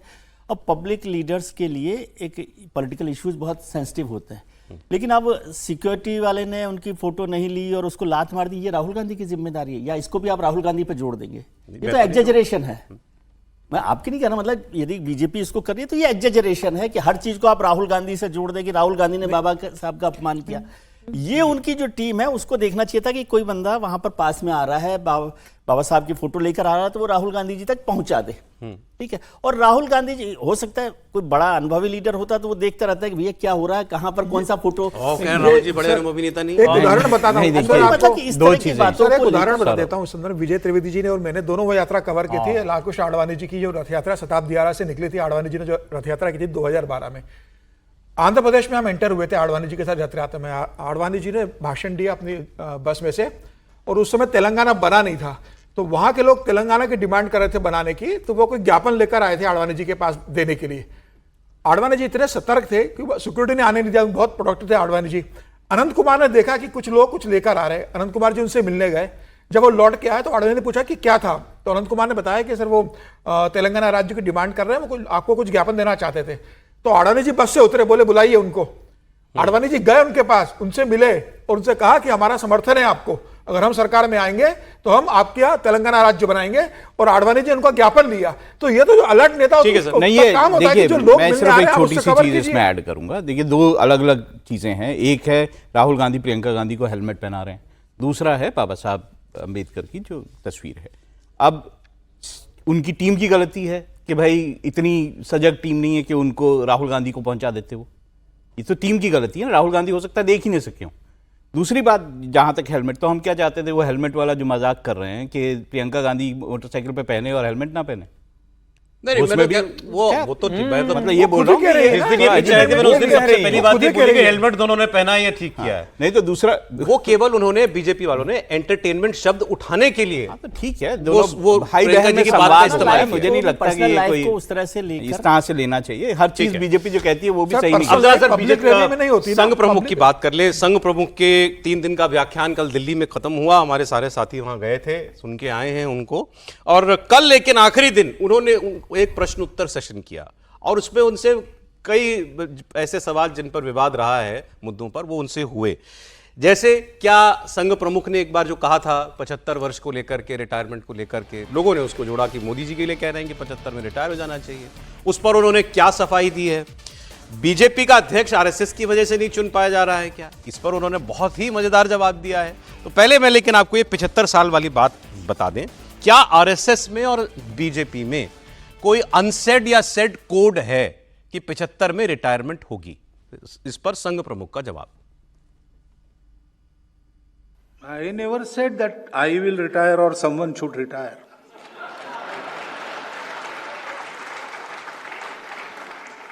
In Sangha, we Swayamsevaks, we are given a job, whether we want it or not. So, if I am 80 years old and Sangha will tell me, go run a shakha, I will have to go. I cannot say I have completed 75 years, I want to enjoy the retirement benefits. No, there is no benefit in Sangha. And even if I am 35, Sangha may say, you sit in the office. We do whatever Sangha tells us. We don't say, I will do this, I want that. No. हम तय नहीं करते, ये संघ तय करता है कि कौन आदमी कितनी उम्र तक काम करेगा। और जहां तक रहा बीजेपी को लेकर के सवाल, तो उन्होंने कहा कि मैंने अपने लिए कहा था कि मैं रिटायर होऊंगा 75 में, ना मैंने किसी और के लिए कहा था कि वो रिटायर होंगे। इंटरेस्टिंग बात यह है कि दोनों ही व्यक्ति, मोदी जी और ये, इसी वर्ष 75 साल के होने जा रहे हैं, इसीलिए ये इतना बड़ा विवाद है। अब एक सवाल यह है कि फिर मोदी जी को और संघ को कौन कहेगा कि आपको रिटायर होना है कि नहीं होना? ये तो लोग दोनों खुद ही तय संघ में करेंगे। तो है भी सर, नहीं, इसमें संघ में तो कोई बात दो नहीं है। उदाहरण मैं आपको सर देता हूं, संघ के और बीजेपी दोनों के। अटल बिहारी वाजपेयी जब देश के प्रधानमंत्री बने तो 74 इयर्स के थे, और 2004 में जब वो चुनाव हारे तब वो 78 के हो चुके थे, 80 साल के करीब हो चुके थे। अगर अटल बिहारी 2004 का चुनाव जीतते तो प्रधानमंत्री बनते तो 84 इयर्स तक रहते हैं। 2009 में जब लाल कृष्ण आडवाणी को भारतीय जनता पार्टी ने प्रधानमंत्री पद का चेहरा बनाया था, तब अटल बिहारी वाजपेयी, तब लाल कृष्ण आडवाणी 82 ईयर्स के हो चुके थे जी। अगर 2009 में भारतीय जनता पार्टी चुनाव जीत जाती तो लाल कृष्ण आडवाणी 87 ईयर्स तक देश के प्रधानमंत्री रहते। और 2014 में तो प्रधानमंत्री 64 साल के रूप में देश के प्रधानमंत्री बने। आज 11 साल हो गए, अभी 75 साल के हुए नहीं। और पार्टी के रही है मंडल उन्होंने नहीं बनाया था। मैं आगे बता रहा हूं सर। और संघ में भी अगर 75 की बात करें तो संघ के चौथे सरसंचालक रज्जू भैया थे, वो तो 71 में प्रमुख बने, 78 तक रहे, सुदर्शन 80 साल तक रहे। ये तो जब prime minister Modi prime minister बने उसके बाद ही शुरू कभी हुआ नहीं ना। कहा। 75 साल वाली बात तो बहुत से पहले थी। कहा था, लेकिन ये प्रधानमंत्री के लिए नहीं कहा था। प्रधानमंत्री मोदी ने कहा था कि 75 साल में कैबिनेट से मंत्रियों को जाना चाहिए, और यह एक अघोषित था। 75 के जो मंत्री भी उन्हें राज्यपाल बनाया, पार्टी छोड़ के गए, और ऐसा भी नहीं कि टिकट नहीं दिया। 2024 में देखिए ऐसे कम से कम 4 सांसद है। 75 के ऊपर का कोई केंद्रीय मंत्री नहीं रहा पिछले 11 साल में। नहीं रहे ना। बाद में येदियुरप्पा को मुख्यमंत्री बनाया था आपने कर्नाटका का, तो बाद में येदियुरप्पा ने रिजाइन दिया 1.5 साल के बाद। अब वो पार्लियामेंट्री बोर्ड में आ गए। पॉलिसी सिलेक्टिव है, कई जगह जरूरी है भाई, हर जगह आप इम्प्लीमेंट नहीं कर सकते। आरएसएस में तो देखिए कोड है नहीं। आरएसएस में तो कभी ये नहीं हुआ कि सर मतलब जो आरएसएस प्रमुख है उनको किसी वर्ष में जो है छोड़ना है, ऐसा नहीं हुआ। वो उन पे है, वो जब उनका स्वास्थ्य जो है वो ऐसा हो कि वो आगे काम नहीं कर सकते हैं तो वो खुद जो है अगले व्यक्ति को सरसंघ चालक की पोस्ट तो आजीवन होती है। हाँ, वो उनके ऊपर डिपेंड करता है कि वो कब वो करना चाहते हैं, लेकिन उनकी इच्छा पे रहता है। लेकिन दूसरा बात ये है कि क्या बीजेपी का चुनाव होता है? चुनाव होता है ना, नहीं और दूसरा पार्टी टीम है, पर वो सरसंघ चालक का ऐसा कुछ नहीं। तो दूसरी चीज ये है कि जहां तक पार्टी का सवाल है कि क्या ये भी बात हमेशा बीजेपी में होती रही है कि क्या यंग लोगों को आगे बढ़ाना चाहिए, ये बातें हुई हैं नहीं हुई हैं। ठीक है, अमित शाह जो है खुद इस पे बात कर चुके हैं कि वजह। और दूसरा, क्या ये सही नहीं है कि यंग लोगों को आगे बढ़ाया जाना चाहिए? नहीं, अब ये विवाद खत्म हो गया इस बात से, इनके बयान से? विवाद तो दो बातें। अब इसका दूसरा पक्ष सुनिए। सुदर्शन जी सरसंघ चालक थे। सबसे पहले उन्होंने कहा, वाजपेयी जी की सरकार थी तब, कि भाई ये रिटायर होना चाहिए, 75 साल के लोग हो जाएं, बड़े हो जाएं, तब उनको छोड़ना चाहिए, नए लोगों के लिए रास्ता बनाना चाहिए। उस समय काफ़ी हंगामा हुआ, काफ़ी बात हुई, लेकिन वो कुछ काम नहीं हुआ। अभी जब ये सरकार रही तो इसी सरकार ने तय किया, अब जो पहले लोग थे उनको मार्गदर्शक मंडल में डाल दिया। दूसरे जो लोग थे जो सरकार में थे, उनमें से कलराज मिश्र हैं, उसमें नजमा हिप्तुल्लाह है, उसमें संतोष गंगवार है, ऐसे बहुत सारे नाम हैं जिनको 75 साल पूरा होने पर मंत्रिमंडल से हटा दिया गया। ठीक है, अभी ये मत कहिएगा कि कानून नहीं है, मैं तो घटना बता रहा हूं, अनसेट तरीके से आपने हटाया। ठीक है, मोहन जी ने इस बात का जिक्र मोरोपंत पिंगले साहब के रेफरेंस में कहा, लेकिन रेफरेंस भी तो किसी बात का होता है। ठीक है, उनको हटाना है नहीं हटाना ये तो उनको तय करना है। फिर दूसरी बात, हर दिन तो आप बात करते हैं कि पार्टी में जनरेशनल चेंज हो रहा है, नए लोगों को ला रहे हैं, तो नए लोग कब आएंगे? जब पुराने लोग छोड़ेंगे। यही होगा ना। या तो हम ये माने कि भाई ऐसा नहीं है, हम सेलेक्टेड हैं, संतोष गंगवार को हटा सकते हैं, कलराज जी मिश्रा को हटा सकते हैं, नजमा हिप्तुल्लाह को हटा सकते हैं, और 15 लोगों को मंत्रिमंडल से हटा सकते हैं। ठीक है, और आप नहीं हटेंगे क्योंकि आपको तय करना है। जिसकी वजह से सब कुछ है वो कैसे हट जाएगा? लेकिन ये दूसरा पक्ष है कि मैं ये कहता हूं कि नरेंद्र मोदी को हटाने की बात इसलिए नहीं हो सकती क्योंकि मार्केटिंग का एक नियम होता है कि जो चीज सबसे ज्यादा सेलेबल हो, जिसकी मार्केट वैल्यू हो, उसको आप चेंज नहीं कर सकते। तो वो नरेंद्र मोदी के लिए, लेकिन ब्रांड वैल्यू जिसकी है उसको नहीं हटाया जा सकता। बताइए। नहीं, देखिए, इसमें कहीं कोई संदेह नहीं है कि पीढ़ीगत परिवर्तन किसी संगठन को प्रवाहमान रखता है, और राष्ट्रीय स्वयंसेवक संघ और भारतीय जनता पार्टी उस पर सर्वाधिक कार्य करते हैं। क्यों? क्योंकि यहाँ किसी गांधी परिवार की गुलामी नहीं करनी है, किसी और परिवार की गुलामी नहीं करनी है, किसी एक घर के बच्चे को बड़ा होने पे वो कहते हैं ना कि कोई फैमिली प्राइवेट वाली हो तो डायरेक्टर बढ़ जाता है, ऐसा नहीं होना है। लेकिन जब नरेंद्र मोदी या सरसंघ चालक डॉक्टर मोहन भागवत की बात करते हैं जी, तो क्या हम इस लिहाज से कह रहे हैं कि अच्छा ठीक है 75 हो रहा है तो इनको हट जाना चाहिए, हटा देना चाहिए, या हम कह रहे हैं कि नहीं, ये जहां पर हैं ये नहीं कर पा रहे हैं, नीचे से कोई बेहतर आएगा तो इनको रिप्लेस करेगा? बस आप इस शब्दावली को ध्यान देते तो समझ में आ जाए। जिनकी चर्चा हो रही है उस वक्त की भारतीय जनता पार्टी आप ध्यान करिए, और नितिन गडकरी भाजपा के one of the most unsuccessful presidents में थे। उस वक्त जितने लोग थे, क्या था, इनकी सुनना सुन ही नहीं पाते थे, और नरेंद्र मोदी अमित शाह ने वो करके दिखाया। जब मोहन जी 2009 में आए, संघ में जिस तरह के बदलाव किए, मुझे लगता है कि 3 दिनों के व्याख्यान के बाद देश ये देख रहा है मोहन भागवत ने बहुत बड़ी लकीर भेज दी है, बड़ी लकीर तैयार कर दी है, और जिसको हम कहते हैं ना कि ट्रांसफॉर्मेशनल चेंज, जो हेडगेवार जी ने जैसे तय किया था हिंदू एकता, जो मोहन जी वो राम राज्य की बात कर रहे हैं, अखंड भारत की बात कर रहे हैं, और उसका एक प्लान तैयार करके दे रहे हैं। सामान्य बात नहीं। अगली बात और ज्यादा इंटरेस्टिंग थी जो उन्होंने कही। सवाल हुआ साहब, ये बीजेपी का अध्यक्ष क्यों नहीं चुना जा पा रहा? क्या आपके और बीजेपी के बीच जो है कहीं बात अटक गई है और इस वजह से मामला अटक गया अध्यक्ष का? तो उन्होंने बड़ा मजेदार जवाब दिया और कहा कि अगर हमें करना होता तो क्या इतनी देर लगती? सब कुछ कह दिया उन्होंने इस एक लाइन में।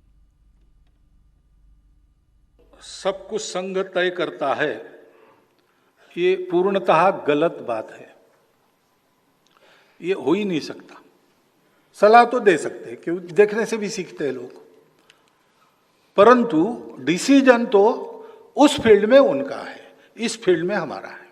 इसलिए हम तय नहीं करते। हम तय करते इतना समय लगता क्या? हमको करना नहीं है। टेक योर टाइम, हमको कुछ कहना नहीं। टेक योर टाइम, हमको कुछ कहना नहीं, मतलब जो कहना था वो कह चुके, अब टेक योर टाइम। बिल्कुल, ये मतलब है। बिल्कुल, उन्होंने जो मोहन भागवत जी ने जो कहा कि भाई संघ का निर्णय तो हम लेंगे और सरकार उनको चलानी है, उनकी एक्सपर्टाइज वो निर्णय लेंगे। और ये बात सही भी, अटल जी के समय अगर संघ की चलती तो जसवंत सिंह क्या इतने बड़े मंत्री बनते? जसवंत सिंह सवाल वित्त मंत्री सरकार का नहीं बनते। सर, पार्टी का है ना। नहीं, पार्टी का भी, संगठन में भी निश्चित रूप से मोहन जी ने सही कहा कि भाई पार्टी को निर्णय लेना है, पार्टी डिक्लेयर कर दे अपनी पार्लियामेंट्री बोर्ड बुला के कि हमने इसको राष्ट्रीय अध्यक्ष घोषित कर दिया है, लेकिन बिना संघ की सहमति से करेगी नहीं। और संघ ने जो नाम दिया होगा या संघ जिस नाम पर चाहता होगा उस पर सहमति बनी नहीं होगी। पार्टी की भी इतनी हिम्मत नहीं है कि बिना संघ की सहमति के डिक्लेयर कर दे। मतलब फिर पूरी बात तो नहीं कही ना मोहन जी ने। ये पूरी बात कह दी भाई, टेक योर टाइम ना, उसका मतलब ठीक है, अब हमने बता दिया तुमको ये करना। और ये तो अब इतनी मतलब साफ साफ है, मतलब इस तस्वीर में कहीं पर भी कोई धुंधलापन नहीं है कि संघ के बिना बीजेपी में कोई काम होता हो। इसका मतलब तो एक ही है कि हमने जो कहना था आपसे कह दिया, आप उस पर अमल नहीं कर रहे हैं। नहीं कर रहे, ये बात कही है उन्होंने कि भाई हमने जो कहना था वो कह दिया, आप उस पर अमल नहीं कर रहे हैं। अब आप देखो आपको जो करना है, लेकिन इसका मतलब ये नहीं कि संघ के नहीं कहता, बीजेपी में उनका दखल नहीं है। 2 बड़े उदाहरण दे दूं मैं आपको? Please please. एक उदाहरण है अडवाणी जी का अध्यक्ष पद छोड़ना। लालकृष्ण अडवाणी, मैं बार बार इस बात का जिक्र करता हूं कि लालकृष्ण अडवाणी से बड़ा भारतीय जनता पार्टी में कोई नेता नहीं हुआ, कोई नेता नहीं हुआ, ठीक है। और वो संघ के कहने पर उनको 1 दिन में इस्तीफा देना पड़ा। ये एक बड़ा उदाहरण है। दूसरा बड़ा उदाहरण है नितिन गडकरी का अध्यक्ष बनना। वो भी संघ का फैसला था, बड़ा फैसला था जिसे किया गया। अब इसके लिए आप बहुत सारी कहानियां जो भी बनाना चाहें कि ऐसा होता है वैसा होता है, नहीं होता। और बल्कि संघ के कहने पर ही बीजेपी के संविधान में बदलाव करके पार्टी के अध्यक्ष को लगातार 2 बार अध्यक्ष बनाने का मौका। संघ कहता भी है और इंसिस्ट भी करता है। इसे मतलब उनका कहना ही वो है। जैसे हम राष्ट्रपति के लिए कहते हैं ना, इट्स प्लीज टू इन्फॉर्म, तो प्लीज टू इन्फॉर्म का मतलब होता है आदेश है। बाबा का तो कहना होता है भाई भैया ये करना है। तो फिर इस बार क्यों नहीं हो रहा वो आदेश का पालन? वो जिस तरह से उन्होंने कह दिया, वो उनकी नाराजगी उसमें साफ है। अच्छा, इसमें नाराजगी थी। ये टेक योर टाइम ठीक है, ये खुशी तो नहीं है। बताइए त्रिपाठी जी। नहीं, देखिए, राष्ट्रीय स्वयंसेवक संघ भारतीय जनता पार्टी के अध्यक्ष पद पर बिल्कुल चाहेगा कि उसके लिहाज से कोई व्यक्ति बैठे। बिल्कुल, कभी ये नहीं कहा जाएगा कि हम दखल देते हैं, दखल देते भी नहीं, दबाव भी नहीं बनाते।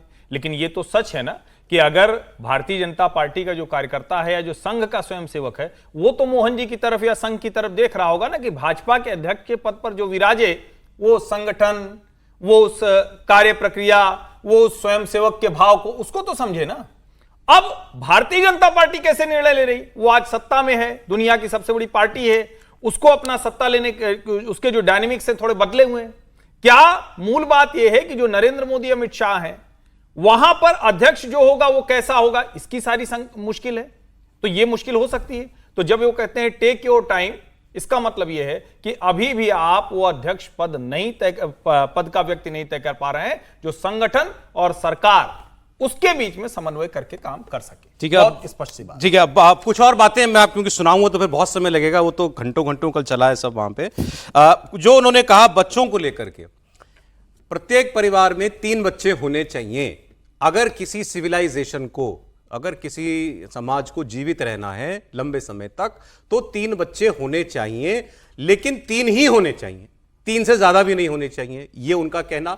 ये इंडिया की वैसे कोई पॉलिसी नहीं है, 1 चाइल्ड 2 चाइल्ड चाइना की तरह कोई पॉलिसी नहीं है, लेकिन हमारे यहाँ दशकों से चला जा रहा है बच्चे 2 ही अच्छे। वो उस पर एक आगे चले गए कि 3 जरूरी भी हैं और 3 पर्याप्त भी हैं। एक बात ये सुने, साथ में ये भी कहा जो लोग ये जो चर्चा करते हैं कि मुसलमानों के ज़्यादा बच्चे होते हैं और मुस्लिम आबादी बढ़ रही है तो उस वजह से डेमोग्राफी चेंज हो रहा है, उन्होंने इस पर ये कहा हर समाज की जनसंख्या की बढ़ने की रफ्तार घट रही है। हिंदुओं की तेजी से घट रही है, लेकिन बाकियों की भी घट रही है। ये बात वो ना भी कहते तो चलता, लेकिन जब उन्होंने ये कहा तो उन्होंने कहा, उनका कहने का मतलब शायद ये था कि मैं सबके लिए कह रहा हूं कि बच्चे हर परिवार में 3 हो तो ठीक है।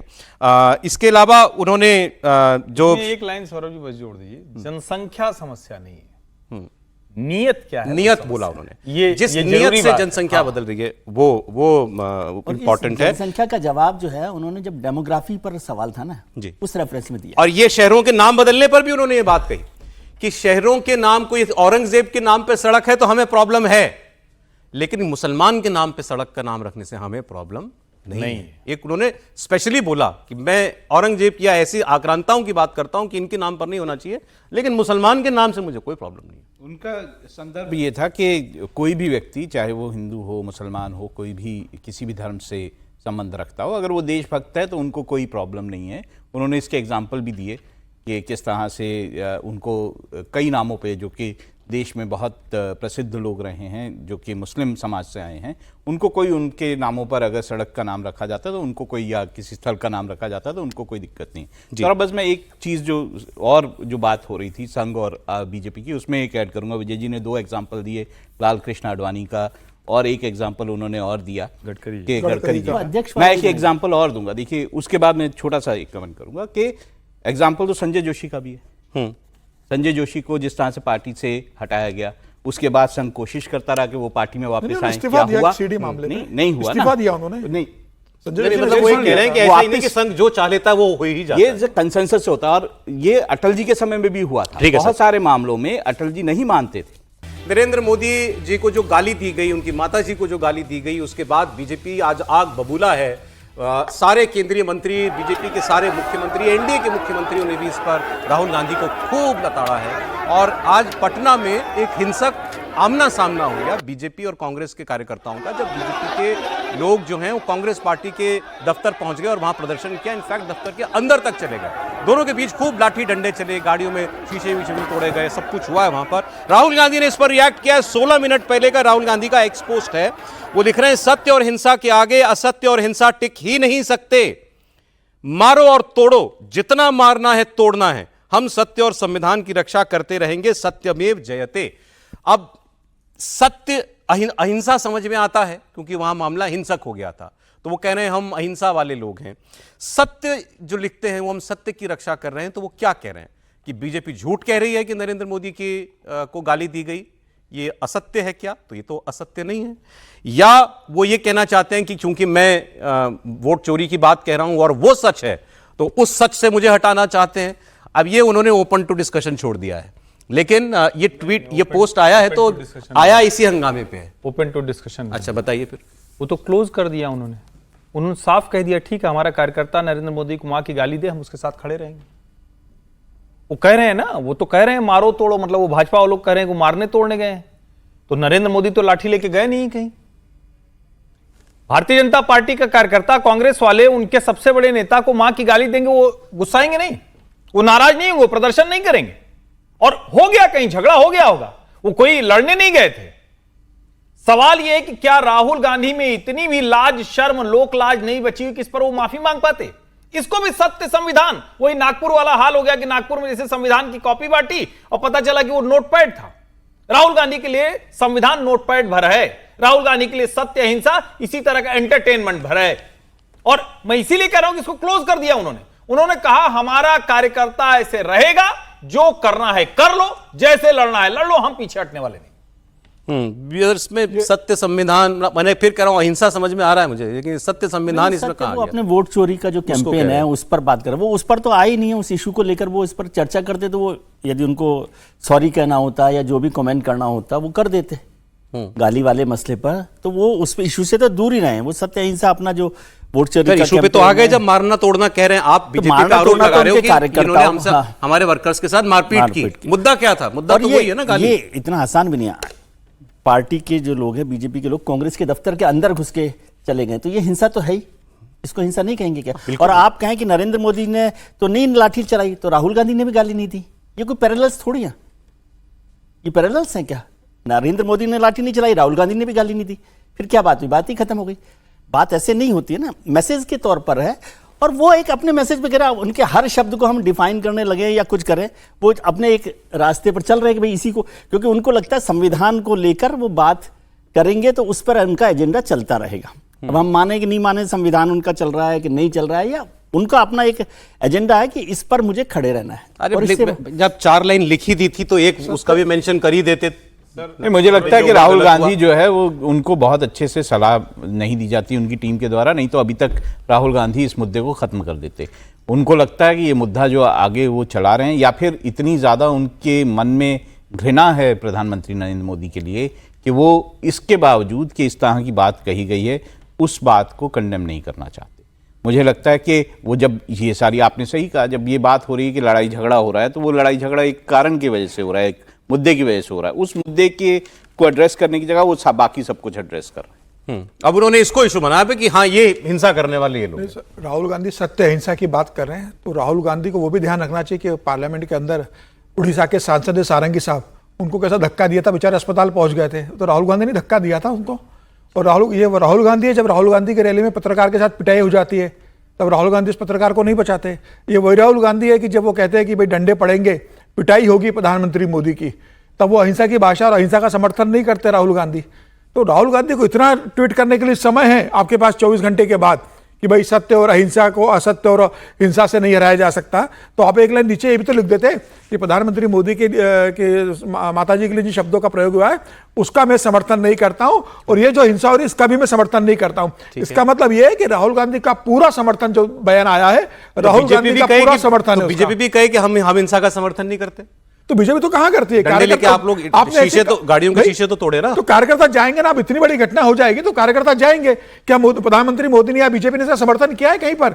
आप एक लाइन से भी इतना कह देते कि हम इसका समर्थन नहीं करते राहुल गांधी, तो पूरा मामला खत्म हो जाता। आपने अभी एक बात कही, सॉरी सर, आपने एक अभी बात कही कि राहुल गांधी के मन में शायद घृणा है, इस वजह से वो खुद इस मुद्दे पर एक लाइन नहीं कह पा रहे। बिल्कुल है, और ये लगता भी है उनकी सारी जब बातचीत है, जिस तरह से वो प्रधानमंत्री नरेंद्र मोदी को एड्रेस करते हैं वेरियस जगहों से, या फिर उनके बारे में जो बात करते हैं, वो साफ नजर आता है कि उनके मन में कहीं ना कहीं नरेंद्र मोदी प्रधानमंत्री के लिए कहीं ना कहीं घृणा है, जो कि अलग अलग तरह से उनके जो कंडक्ट है या फिर उनकी जो बातें हैं उसमें रिफ्लेक्ट होती है। मैं कह रहा हूँ ये होने के बाद भी उनको इस पर करना चाहिए था, सॉरी करना चाहिए था, बोलना चाहिए था, क्योंकि ये ऐसा इशू पॉलिटिकल इशू के तौर पर, और केवल मैं ये कह रहा हूँ फायदे नुकसान की बात नहीं है, इस तरह की बातों से बचना चाहिए। और राहुल गांधी को आगे बढ़कर डिसेंसी की बात है, इसलिए मैं पॉलिटिक्स में कितना फायदा होगा नुकसान होगा इस पर जाना ही नहीं, ये डिसेंसी की बात है। आप कुछ लास्ट उसमें कुछ बोल रहे थे? तो नहीं, मैं तो इतना ही कह रहा हूँ कि राहुल जी संविधान लेकर एजेंडा चला रहे हैं, संविधान लेकर किसी को चाकू मार दें, संविधान लेकर हत्या कर दें, संविधान लेकर चोरी कर दें, कहीं हम संविधान लेकर कर रहे हैं। अतिरेकी हो रहे हैं।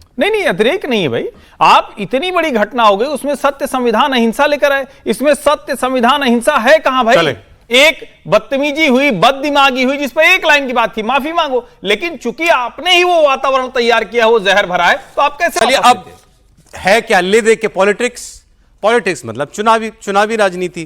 तो अब चुनावी राजनीति इस वक्त कहां किस ओर झुकती हुई दिखाई दे रही है, इसको लेकर एक सर्वे हुआ है, इंडिया टुडे और सी वोटर का सर्वे है, तो उनको क्रेडिट देते हुए मैं ये डेटा इस्तेमाल कर रहा हूं और आपको दिखा रहा हूं।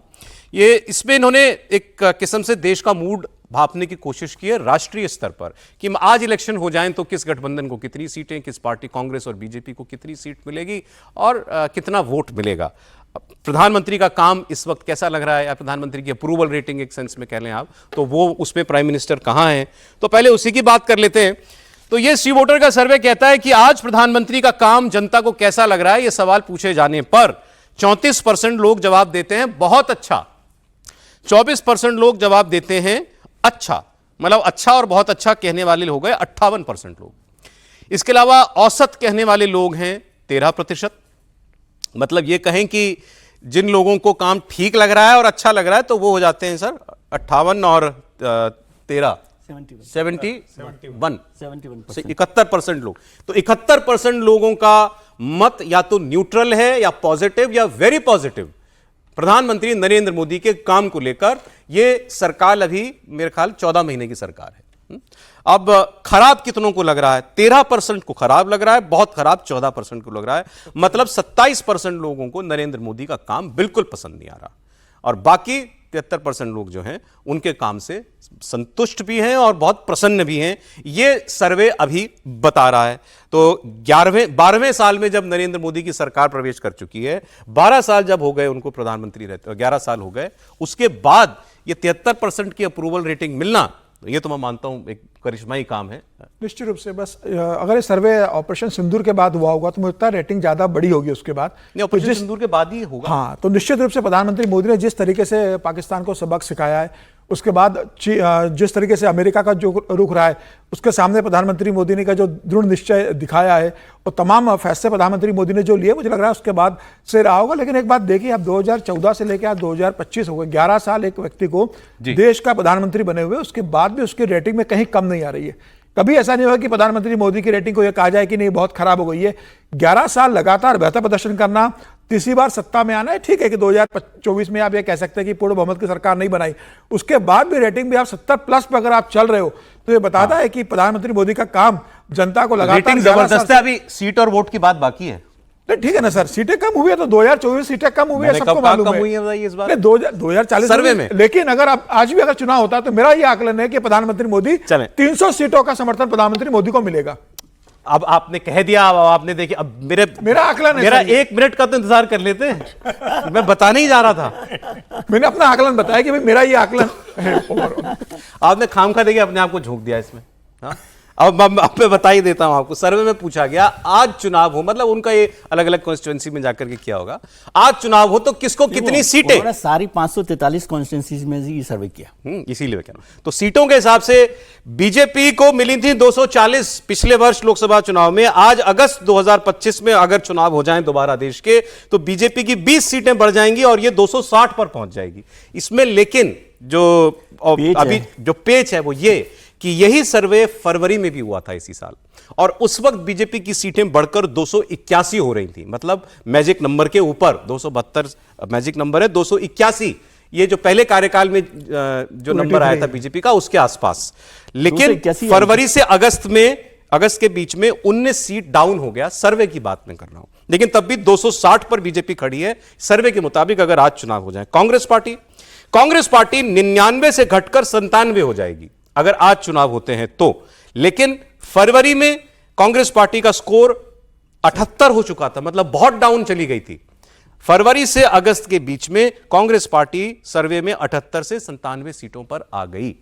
मतलब पिछले इलेक्शन की तुलना में बीजेपी का स्कोर आज इलेक्शन हो तो बढ़ता है, लेकिन फरवरी के मुकाबले ग्राफ डाउन जा रहा है। कांग्रेस पार्टी का स्कोर डाउन है पिछले चुनाव के मुकाबले आज, लेकिन फरवरी के मुकाबले अप है। अब आप करिए इसका, जितनी आपको उसकी समीक्षा करनी है। नहीं, मुझे लगता है कि एक व्यवहारिक सा कुछ दिखता है ये। पहली बात तो ये कि अगर हम 3-3, 4-4 महीने में या 2-2 महीने में कहेंगे तो आदमी हो सकता है हमीज कोई बात कहे कंफ्यूज हो जाता है। एक तो ये भी मसला होता है। दूसरा, जब शोर बहुत होता है जो राहुल गांधी कर रहे हैं तो लोगों के मन में भ्रम भी आता होगा, शंका पैदा होती हुई। तो हो सकता है कि वो 78 से 97 या 281 से 260 जो है उस भ्रम में हो, और उनको ये लगता हो कि भाई ऐसा भ्रम फैलाना, ऐसा शोर करना, उससे हमें लाभ होता है। लेकिन जो शुरुआती जो था कि अप्रूवल रेटिंग वाला 13 और 14% हैं राहुल जी के पक्के वाले समर्थक जो नरेंद्र मोदी के लिए मन में जहर रखते हैं, जो बहुत खराब वाले हैं, और 13% वाले हैं जो उनके और सहयोगी दलों के जो कट्टर वाले समर्थक। लेकिन जो 13% औसत कह रहे हैं, क्योंकि मोदी जी की अप्रूवल रेटिंग 58 के बाद जो 13 जुड़ी है 71 वाली, 13% भैया उन्हीं की पार्टी के कार्यकर्ता हैं जिनको लगता है कि काम तो मोदी ही करता है, कम ज्यादा। और अगर अच्छा और बहुत अच्छा वाले इतने 58 हैं तो आप यकीन मानिए अभी फिलहाल कोई लड़ाई विपक्षी दल तैयार नहीं कर पाए हैं। 1.5 साल का समय बीत गया, आपके पास अवसर था, आपकी तैयारी थी, लेकिन वो तैयारी करते हुए नहीं दिख पाए। अच्छा, ठीक है। अगला भी आपको जल्दी जल्दी बता देता हूं आगे का, फिर अब आगे हम लोग बात करेंगे। फिर इसमें पूछा वोट शेयर, किस पार्टी को कितना वोट आएगा सर्वे के मुताबिक। तो इसमें भी लोकसभा इलेक्शन 2024, फरवरी 2025 और अगस्त 2025 तीन डेटा हैं। एनडीए का वोट लोकसभा इलेक्शन पिछले साल था 43%, 43%। फरवरी में यह वोट पहुंच गया 47% और इस वक्त भी यह वोट 47% पर है। मतलब 4% वोट एनडीए का बढ़ जाता अगर आज चुनाव होते तो। इंडिया गठबंधन में जितनी पार्टियां हैं उनको 40% वोट मिला था पिछले वर्ष, ये फरवरी में 41% पर पहुंचा, अगस्त में भी ये 41% ही है। 1% वोट बढ़ता दिख रहा है ऑपोजिशन का, इंडिया गठबंधन का, और एनडीए का वोट बढ़ता हुआ दिख रहा है 4% तक। सर देखिए, मूड ऑफ द नेशन जो यशवंत जी करते हैं सी वोटर में, वो हर 6 महीने पर करते हैं, फरवरी और अगस्त में आमतौर पे। कुछ लोग ये भी कहते हैं अभी ये फिर बिहार का चुनाव है उससे पहले के लिए वो फरवरी अगस्त में नॉर्मली करते हैं इंडिया टुडे का जो होता है। और इसलिए कई बार क्या होता है कि जब चुनाव हो रहे होते हैं तो वोटर दूसरे तरीके से सोचकर जवाब देता है। अभी जो है वो परफॉर्मेंस पे दे रहा है और इसमें मुझे कोई बहुत वो नहीं लग रहा। 58% भी यदि हम माने, 71 नहीं भी माने, औसत को छोड़ दे, तो भी बहुत बड़ा परसेंटेज है नरेंद्र मोदी की सरकार के लिए एक परफॉर्मेंस के तौर पे 58% का। लेकिन जो फरवरी में है और अब है, हाँ, ये डाउन नहीं समझ उसमें में आ मुझे रहा है। हैरानी हो रही है क्योंकि उसके बाद ऑपरेशन सिंदूर हुआ है। तो ऑपरेशन सिंदूर के बाद सरकार का ग्राफ बढ़ना चाहिए, है ना। तो ये ग्राफ यहाँ पर कम हो रहा है, 81 से 60 पर आ रहा है और कांग्रेस भी 78 से 97 पर पहुंच रही है। तो इस बीच में एक ही और घटना हुई है, राहुल गांधी का वोट चोरी का आरोप। वोट चोरी नहीं, राहुल गांधी का जो भी कैंपेन चला रहे हो वोट चोरी है। उससे पहले भी वो पार्लियामेंट में भी जिस तरह से सब बातें कर रहे थे, तो क्या उसका असर है? नहीं है, क्योंकि ऑपरेशन सिंदूर जो मैं देख रहा था कि ऑपरेशन सिंदूर पे तो पूरे देश भर में पॉजिटिव ही रेस्पॉन्स है। उसके बाद भी यदि किसी सीटें कम हो रही है, बीजेपी अभी भी बहुत आगे है, कांग्रेस बीजेपी बहुत आगे बढ़ रही है, लेकिन राहुल गांधी का ग्राफ बढ़ना 6 महीने में और बीजेपी का कुछ डिप होना, ये एक ऐसा प्रश्न है जिसका उत्तर नहीं मिल रहा। देखिए, एक बात तो ये है कि बीजेपी या एनडीए सरकार जो भी आप कहें वो बहुत ही अच्छा काम किया, ये तो सब मानते हैं। लेकिन जहाँ तक इन सर्वे का सवाल है, तो मैं पीछे कुछ डेटा देख रहा था। 2024 में जो सी वोटर ने सर्वे किया था, उनका एग्जिट पोल जो आया था जी, उसमें उन्होंने कहा कि जो है 383 सीटें मिलेंगी, 353 से 383, और आया क्या 292 एनडीए का। और उससे पहले 2019 का अगर हम देखें तो उसमें ये कहा गया कि 287 सीटें जो हैं एनडीए को मिलेंगी और आया कि 351। तो कितना सर्वे सही कितना गलत, एक प्रेमाइस ये बिल्कुल सही है कि बीजेपी सरकार या एनडीए सरकार ने अच्छा काम किया है अपने कार्यकाल के दौरान और लोग उन्हें पसंद करते हैं। लेकिन कितना ये सर्वे, मैंने आपको 2 उनके पिछले डेटा दिखा दिए हैं, उसके हिसाब से आपको तय करना। मतलब आप कह रहे हैं बहुत डिटेल में जाने की जरूरत नहीं, मोटा मोटा इसका मतलब ये निकल रहा है कि लोग काम से संतुष्ट हैं। संतुष्ट, ठीक है। ये सर्वे नहीं है, वो ट्रैक करते रहते हैं। तो ट्रैक में होता है ना कि भाई अभी ये चल रहा है, और तो सही होना इलेक्शन के नतीजे इलेक्शन जब आसपास होते हैं, एग्जिट पोल 2 किए आपने, आसपास तो होना चाहिए। इलेक्शन जब होते हैं तो वोटर थोड़ा ज्यादा डिसाइसिव तरीके से बात करता है। अभी तो ठीक है, अभी आप इलेक्शन के बाद की बात कर रहा हूं विजय जी, एग्जिट पोल के जो उन्होंने कहे उसके बाद क्या? मैं इस सर्वे पर ये कह रहा हूं कि उसको उसी तरह से, लेकिन एक ओवरऑल परफॉर्मेंस है कि भाई सरकार से संतुष्ट है लोग। एक स्टैंप ऑफ अप्रूवल है, स्टैंप ऑफ अप्रूवल, जबरदस्त stamp of approval Narendra Modi की सरकार के लिए और उनके प्राइम मिनिस्टरशिप। कांग्रेस सैकड़ा पे भी नहीं पहुंच पा रही है अभी भी। बिल्कुल ठीक बात है, बिल्कुल ठीक बात है। और वो भी उनके भी तो तीसरा इलेक्शन हो गया, तीसरा इलेक्शन है सैकड़ा। अब अगली खबर पर मैं बढ़ रहा हूं आगे। अगली खबर बड़ी इंटरेस्टिंग खबर है, ऑपोजिशन कैंप से जुड़ी हुई खबर है। अभी उपराष्ट्रपति पद के उम्मीदवार जब तय हो गए, विपक्ष का कैंडिडेट जब तय हुआ, उस वक्त एक खबर छपी थी। कॉन्टेक्स्ट आपको पीछे की एक बैकग्राउंडर दे रहा हूं, फिर खबर बताता हूं। वो ये था कि इसको इंडिया गठबंधन का उम्मीदवार नहीं कहा जा रहा, विपक्ष के संयुक्त उम्मीदवार कहा गया है जनार्दन रेड्डी साहब को, सुदर्शन रेड्डी साहब को, बी सुदर्शन रेड्डी। तो ये इंडिया गठबंधन के उम्मीदवार नहीं है, ये ऑपोजिशन के संयुक्त उम्मीदवार हैं। क्यों नहीं कहा गया इंडिया गठबंधन? क्योंकि अरविंद केजरीवाल खुद को इंडिया गठबंधन में नहीं मानते, वो ऑफिशियली क्विट कर चुके हैं। ममता बनर्जी की भी कोई खास रुचि नहीं रह गई है इंडिया गठबंधन का सहयोगी कहलाने में, ऑपोजिशन के साथ ही ये उनको ठीक लगता है। तो इसीलिए पहली बात तो ये। अब अरविंद केजरीवाल कैसा विपक्षी एकता का धर्म निभा रहे हैं, वो खबर है। आम आदमी पार्टी चीफ अरविंद केजरीवाल जी ने कॉन्स्टिट्यूशन क्लब में एक वक्तव्य, एक बात कही।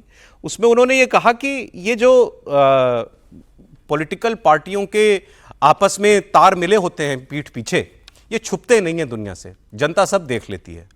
लोग कहते थे कि मायावती जी जो हैं वो पॉलिटिकली कॉम्प्रोमाइज्ड हैं, या ओवैसी पॉलिटिकली कॉम्प्रोमाइज्ड है, मतलब बीजेपी की मदद करते हैं, ये ताकत से चुनाव नहीं लड़ते। कोई कांग्रेस की बात क्यों नहीं करता? उन्होंने कहा कि मेरी पार्टी के टॉप 5 नेता, और ये बात सच है, अरविंद केजरीवाल, मनीष सिसोदिया, सत्येंद्र जैन, संजय सिंह, एक नाम मैं भूल रहा हूं, कोई 5 नाम उन्होंने कहा, 5 लोग जेल जा चुके। कांग्रेस का एक भी आदमी आज तक जेल क्यों नहीं गया करप्शन के चार्ज में? क्या हुआ? 2G केस का बंद हो गया। कोयला घोटाले का क्या हुआ? बंद हो गया। फिर उन्होंने कहा मैंने नेशनल हेराल्ड का मामला मुझे नहीं मालूम था, मैंने जाके इंटरनेट पे पढ़ा तो मुझे तो ओपन एंड शट केस लगता है। तो फिर गांधी परिवार से कोई जेल क्यों नहीं गया आज तक? इसमें ये जीजाजी करके 11 साल से सत्ता में बने हुए हैं, जीजाजी आज तक जेल क्यों नहीं गए? जीजाजी मतलब रॉबर्ट वाड्रा साहब। तो उनका कहना यह था कि असल में जो जुगलबंदी है वो कांग्रेस और बीजेपी के बीच में है। कोई कहता है जी मायावती जी ने कॉम्प्रोमाइज कर रखा है, कोई कहता है जी ओवैसी ने कॉम्प्रोमाइज। अरे सबसे ज्यादा तो अब लोग कहने लगे हैं कांग्रेस ने कॉम्प्रोमाइज कर रखा है। अभी गोवा के अंदर हमारी टीम बता रही थी, गोवा में मैं बात कर रहा था, गोवा में जब हम लोगों के बीच में जा रहे हैं, लोग कह रहे हैं कि जी आपके 5 सबसे बड़े नेता जेल हो आए, बीजेपी ने आपके 5 सबसे बड़े नेताओं को जेल भेज दिया, ऐसा क्यों है कि कांग्रेस का एक भी नेता जेल नहीं गया? भाई ये इतना शोर मचा रहे हैं, नेशनल हेराल्ड हो गया, नेशनल हेराल्ड हो गया, नेशनल हेराल्ड हो गया। मेरे को नहीं पता क्या है नेशनल हेराल्ड, मैंने इंटरनेट पे जाके पढ़ा क्या है नेशनल हेराल्ड।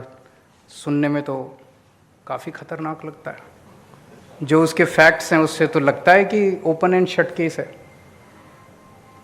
हमारे को बिल्कुल फर्जी केस बना के, कंप्लीटली फर्जी केस बना के हमारे को इन्होंने जेल भेज दिया। उनमें से कोई, गांधी परिवार से कोई जेल नहीं गया अभी तक। कैसे केजरीवाल साहब की भी हसरत बहुत पुरानी है कि गांधी परिवार से कोई जेल जाए। इन्होंने शुरुआती अपने राजनीति की वहीं से की थी, लेकिन वो काम अभी तक तो हुआ नहीं है। अब देखिए इस पर रिएक्शन कांग्रेस का, अलका लांबा जी, उनकी भी खैर अपनी इनके साथ एक्स टू ग्राइंड जिसे कहते हैं मामला उनका है पुराना, वो आम आदमी पार्टी में थी। उन्होंने लिखा इंडिया गठबंधन में आम आदमी पार्टी आस्तीन का सांप था, संघ की पैदाइश को कांग्रेस के शीर्ष नेतृत्व ने समय से भांप लिया और दिल्ली विधानसभा चुनाव से पहले लात मार के फेंक दिया, और ऐसा फेंका कि दिल्ली की सत्ता से ही बाहर हो गए फर्जीवाल। आज उसी की भड़ास निकाल रहे हैं और भाजपा की भाषा बोल रहे हैं। जेल फिर भी आप ही जाओगे, आप AAAP वाला आप, देखते रहिए। फिर अंत में लिखा मक्कार आदमी। ये उनका जवाब था इनके लिए कि आस्तीन के सांप थे और कांग्रेस ने इनको बाहर निकाल दिया क्योंकि इनको पहचान गए थे।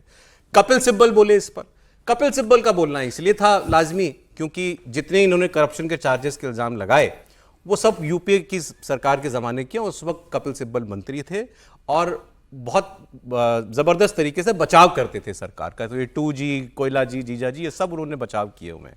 तो उन्होंने कहा अरविंद केजरीवाल को कि लड़ना झगड़ना बंद कीजिए, आप जो आरोप लगा रहे हैं बिल्कुल बेबुनियाद आरोप लगा रहे हैं गांधी परिवार के ऊपर, और याद कीजिएगा कि आपने पहले भी बहुत से नेताओं के ऊपर आरोप लगाए हैं, फिर अदालत में जाके माफी मांगनी पड़ी थी।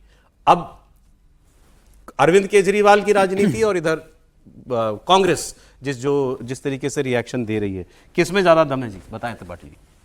नहीं देखिए, अरविंद जी की एक बात से तो मैं भी सहमत होता हूं।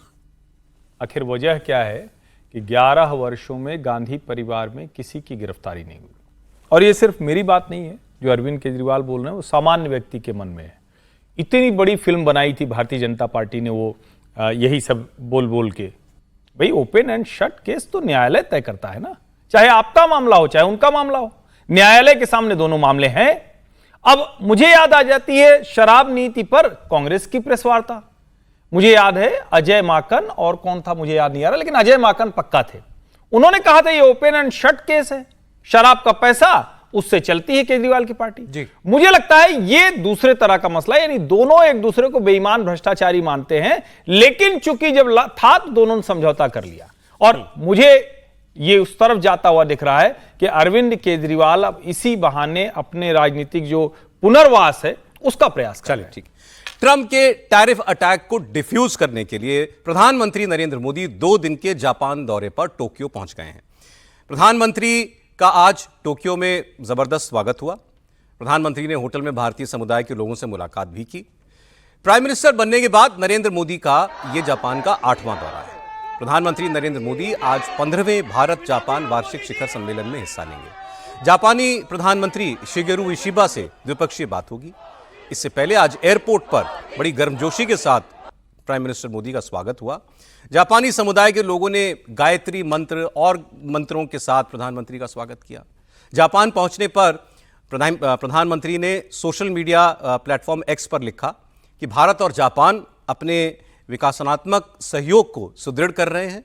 प्रधानमंत्री शिगेरू इशिबा से बातचीत के लिए मैं उत्सुक हूं और मौजूदा साझेदारियों को और मजबूत करने और सहयोग के नए रास्ते तलाशने के हमें मौके मिलेंगे।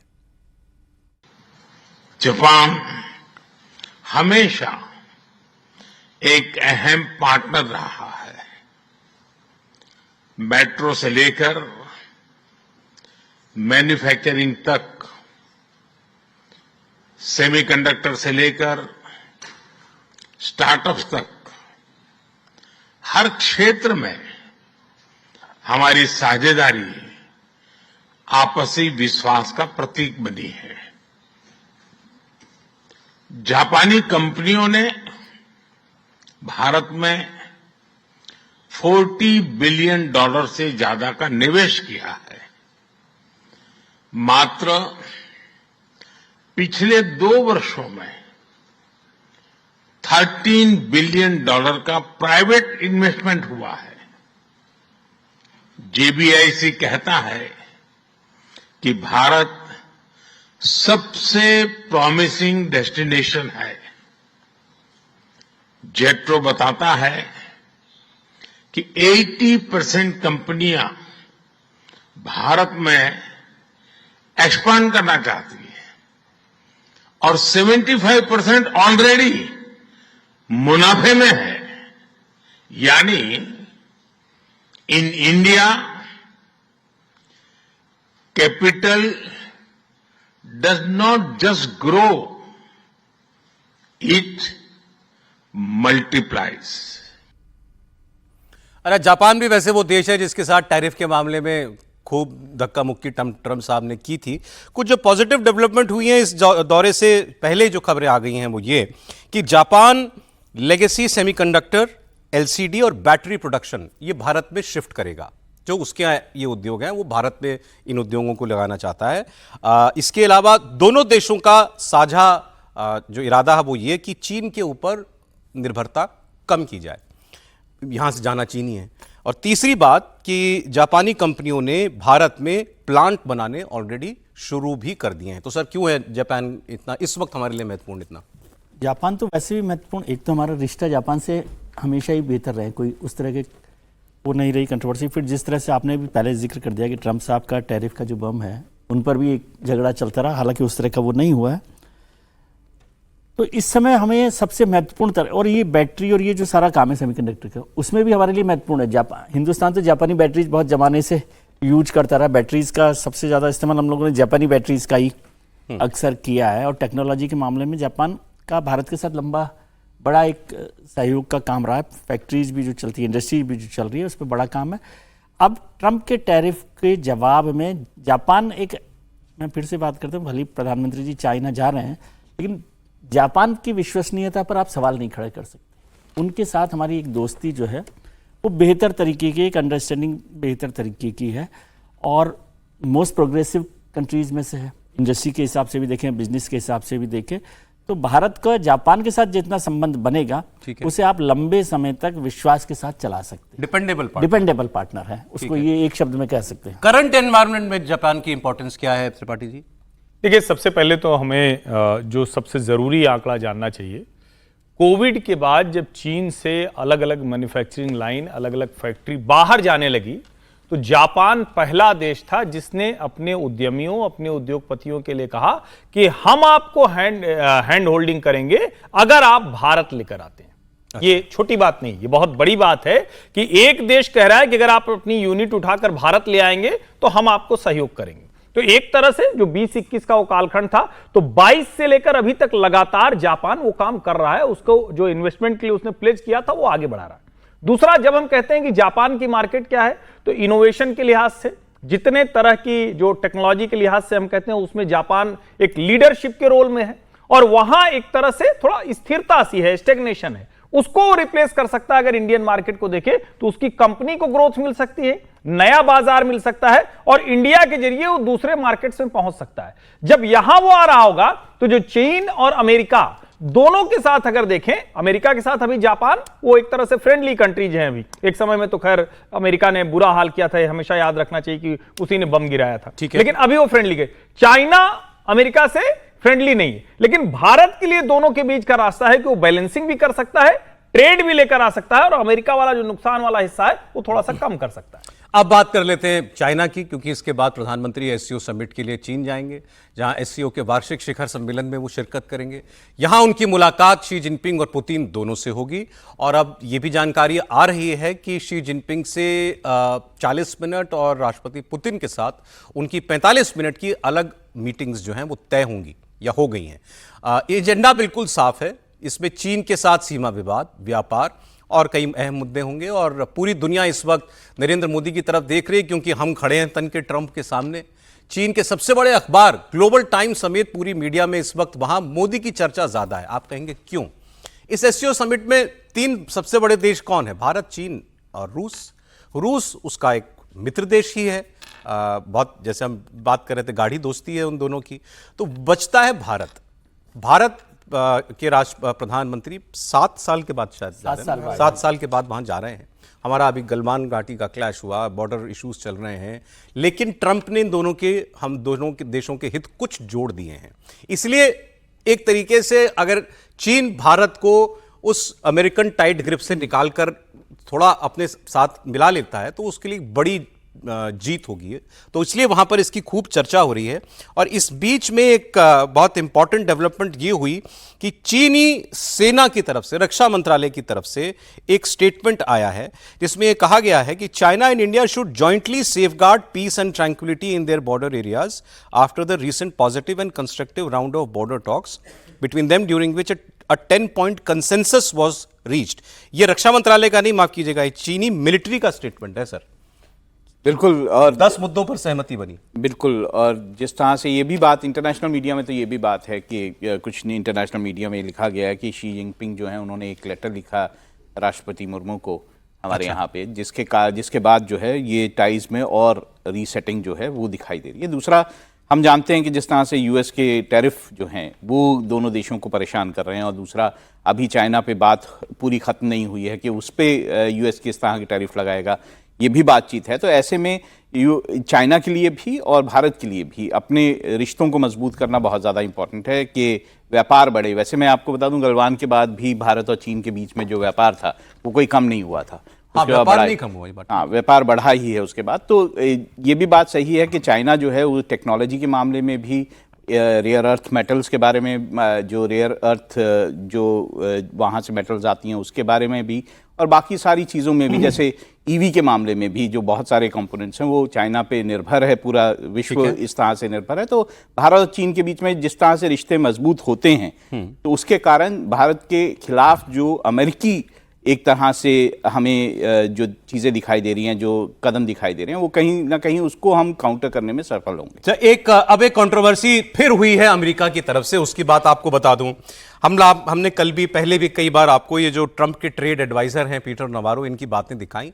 दरअसल इनको भारत के खिलाफ बोलने के लिए ट्रंप ने नियुक्त किया हुआ है, लगभग ऐसा लग रहा है। अब इन्होंने 8-9 पोस्ट की एक के बाद एक, और उसमें इन्होंने ये बताने की कोशिश की है कि क्यों जो है वो भारत के साथ ट्रेड डील नहीं हो पा रही है, ये 50% का टैरिफ जो है वो क्यों लगाया गया है। और इसमें उन्होंने एक तस्वीर ये इस्तेमाल की जो अभी आप देख रहे हैं, नरेंद्र मोदी की तस्वीर, जब ये मेरे लोकसभा चुनाव के दौरान शायद दक्षिण के दौरे पर थे, मंदिर में उन्होंने ध्यान पूजा की थी, कठिन व्रत लिया हुआ था उन्होंने। तो ये तस्वीर उनका लगाना, इस पर इंडियन सोशल मीडिया में बहुत रिएक्शन आ रहा है और ये कहा जा रहा है कि अब बाकी बातें अपनी जगह पर, लेकिन इतना तो ध्यान रखते कि आप यहां पर धार्मिक भावनाओं के साथ खिलवाड़ कर रहे हैं, वरना नरेंद्र मोदी की कोई और तस्वीर नहीं मिली आपको लगाने के लिए। यह तस्वीर लगाने का क्या मतलब है? पीटर नवारो ने यही पिक्चर यूज क्यों की? वो लिख क्या रहे हैं? 50% टैरिफ लागू हो गया भारत के ऊपर, ये इंडिया की अनफेयर ट्रेड प्रैक्टिसेस के लिए और पुतिन की वॉर मशीन को चलाए रखने का नतीजा है। उन्होंने फिर गणित समझाया कितना तेल भारत लेता है, फिर भारत के रिफाइनरीज कितना पैसा कमा रही हैं इसके ऊपर। फिर वो ये बता रहे हैं कि इन्वेजन से पहले यूक्रेन के 1% हम अपना तेल लेते थे रूस से, आज 30% से ज़्यादा 1.5 मिलियन बैरल पर डे हम लोग खरीद रहे हैं। ऑयल लॉबी की बात करते हैं, फिर वही पुराना राग है, वो उसमें कुछ नया नहीं बताया उन्होंने, आरोप वही पुराने हैं। लेकिन रोज़ कुछ कहना है तो तरीका इस बार अलग निकाला, उसमें फोटो उन्होंने नहीं लगा दी और फोटो ने कर दिया विवाद। निश्चित रूप से मुझे लगता है ये बहुत सोच समझ कर उन्होंने फोटो लगाई होगी। जनरली किसी राष्ट्र के प्रधानमंत्री या राष्ट्रपति का जब फोटो लगाया जाता है तो जनरली एक ऑफिशियल जो फोटो लगाया जाता है, ये प्रधानमंत्री जी का जो फोटो लगाया है नरेंद्र मोदी का, जब बहुत छाट कर उन्होंने लगाया होगा, बहुत ढूंढा होगा फोटो, और फिर उनको लगा होगा कि जब मैं पोस्ट कर रहा हूँ तो एक व्यंग्यात्मक रूप से उन्होंने कोई भावना आहत करने के हिसाब से या प्रधानमंत्री को बहुत एक धार्मिक व्यक्ति के रूप में दिखाते हुए, कोई व्यंग करते हुए उन्होंने इस फोटो को लगाने की कोशिश की होगी। लेकिन ठीक है, नवारो साहब को तो अभी ट्रम्प साहब ने ड्यूटी दी हुई है, वो लगातार इस बात का जिक्र कर रहे हैं, लेकिन उसके बाद भी प्रधानमंत्री मोदी का जो व्यवहार है, आप देखिए कि किसी तरह का कोई बयान न देश की तरफ से आ रहा है, न प्रधानमंत्री मोदी की तरफ से आ रहा है। और प्रधानमंत्री मोदी ने अब जो आज जापान गए तो जापान में आज प्रधानमंत्री मोदी ने कहा कि भाई टैलेंट का पावर हाउस तो भारत है और टेक्नोलॉजी का पावर हाउस जापान है, तो जापान और भारत मिलकर एक नई व्यवस्था कायम कर सकते हैं। तो जापान में प्रधानमंत्री मोदी का जिस तरीके से स्वागत हो रहा है, जिस तरीके से ट्रेड डील के लिए MOU साइन हो रहे जा रहे हैं, और उसके बाद जब प्रधानमंत्री मोदी चाइना जाएंगे और चाइना में जिस तरीके से बिजनेस और ट्रेड को लेकर डील होगी कि वहाँ पुतिन भी आने वाले, तो पुतिन, शी जिनपिंग और प्रधानमंत्री मोदी की वहाँ जब अलग अलग मुलाकात होगी, साथ में मिलेंगे और एक नया वर्ल्ड ऑर्डर वो बिजनेस में तैयार करेंगे। तो अमेरिका उसी बात से चिंतित है कि प्रधानमंत्री लगातार दुनिया में दौरा कर एक भारत को एक आर्थिक रूप से मजबूत कर रहे हैं, और जो 50% का जो टैरिफ लगाया उसे पूरी तरीके से भारत लेकिन मोटी बात है कि अमेरिका कुछ ऐसा नहीं कर रहा है ऐसे जिससे लगे कि संबंध वो सुधारना चाहता है। एक खबर आपको और एक अंतर्राष्ट्रीय खबर देकर के फिर मैं एक मोहन भागवत जी का एक बयान और रह गया आपको सुनाना, वो सुनाऊंगा। भारत ने कनाडा में हाई कमिश्नर नियुक्त कर दिया है कई महीनों के बाद। आपको याद होगा जब वो कंट्रोवर्सी हुई थी, निज्जर कंट्रोवर्सी, निज्जर के हत्याकांड में भारतीय रॉ ऑफिसर का नाम लेना और इसकी जांच बैठा देना कनाडा के पूर्व प्रधानमंत्री ट्रूडो के बाद। हाँ, तो उसके बाद वहाँ सरकार ही बदल गई, सही, लेकिन हमने उस वक्त अपने हाई कमिश्नर को वहाँ से हटा लिया था, उन्होंने भी अपना हाई कमिश्नर हटा लिया था। अब भारत ने हाई कमिश्नर नियुक्त कर दिया है, तो कनाडा के आपके संबंध अब नॉर्मलाइज हो रहे हैं, तो ये एक पॉजिटिव डेवलपमेंट है। अब बात करते हैं संघ प्रमुख के उस बयान की।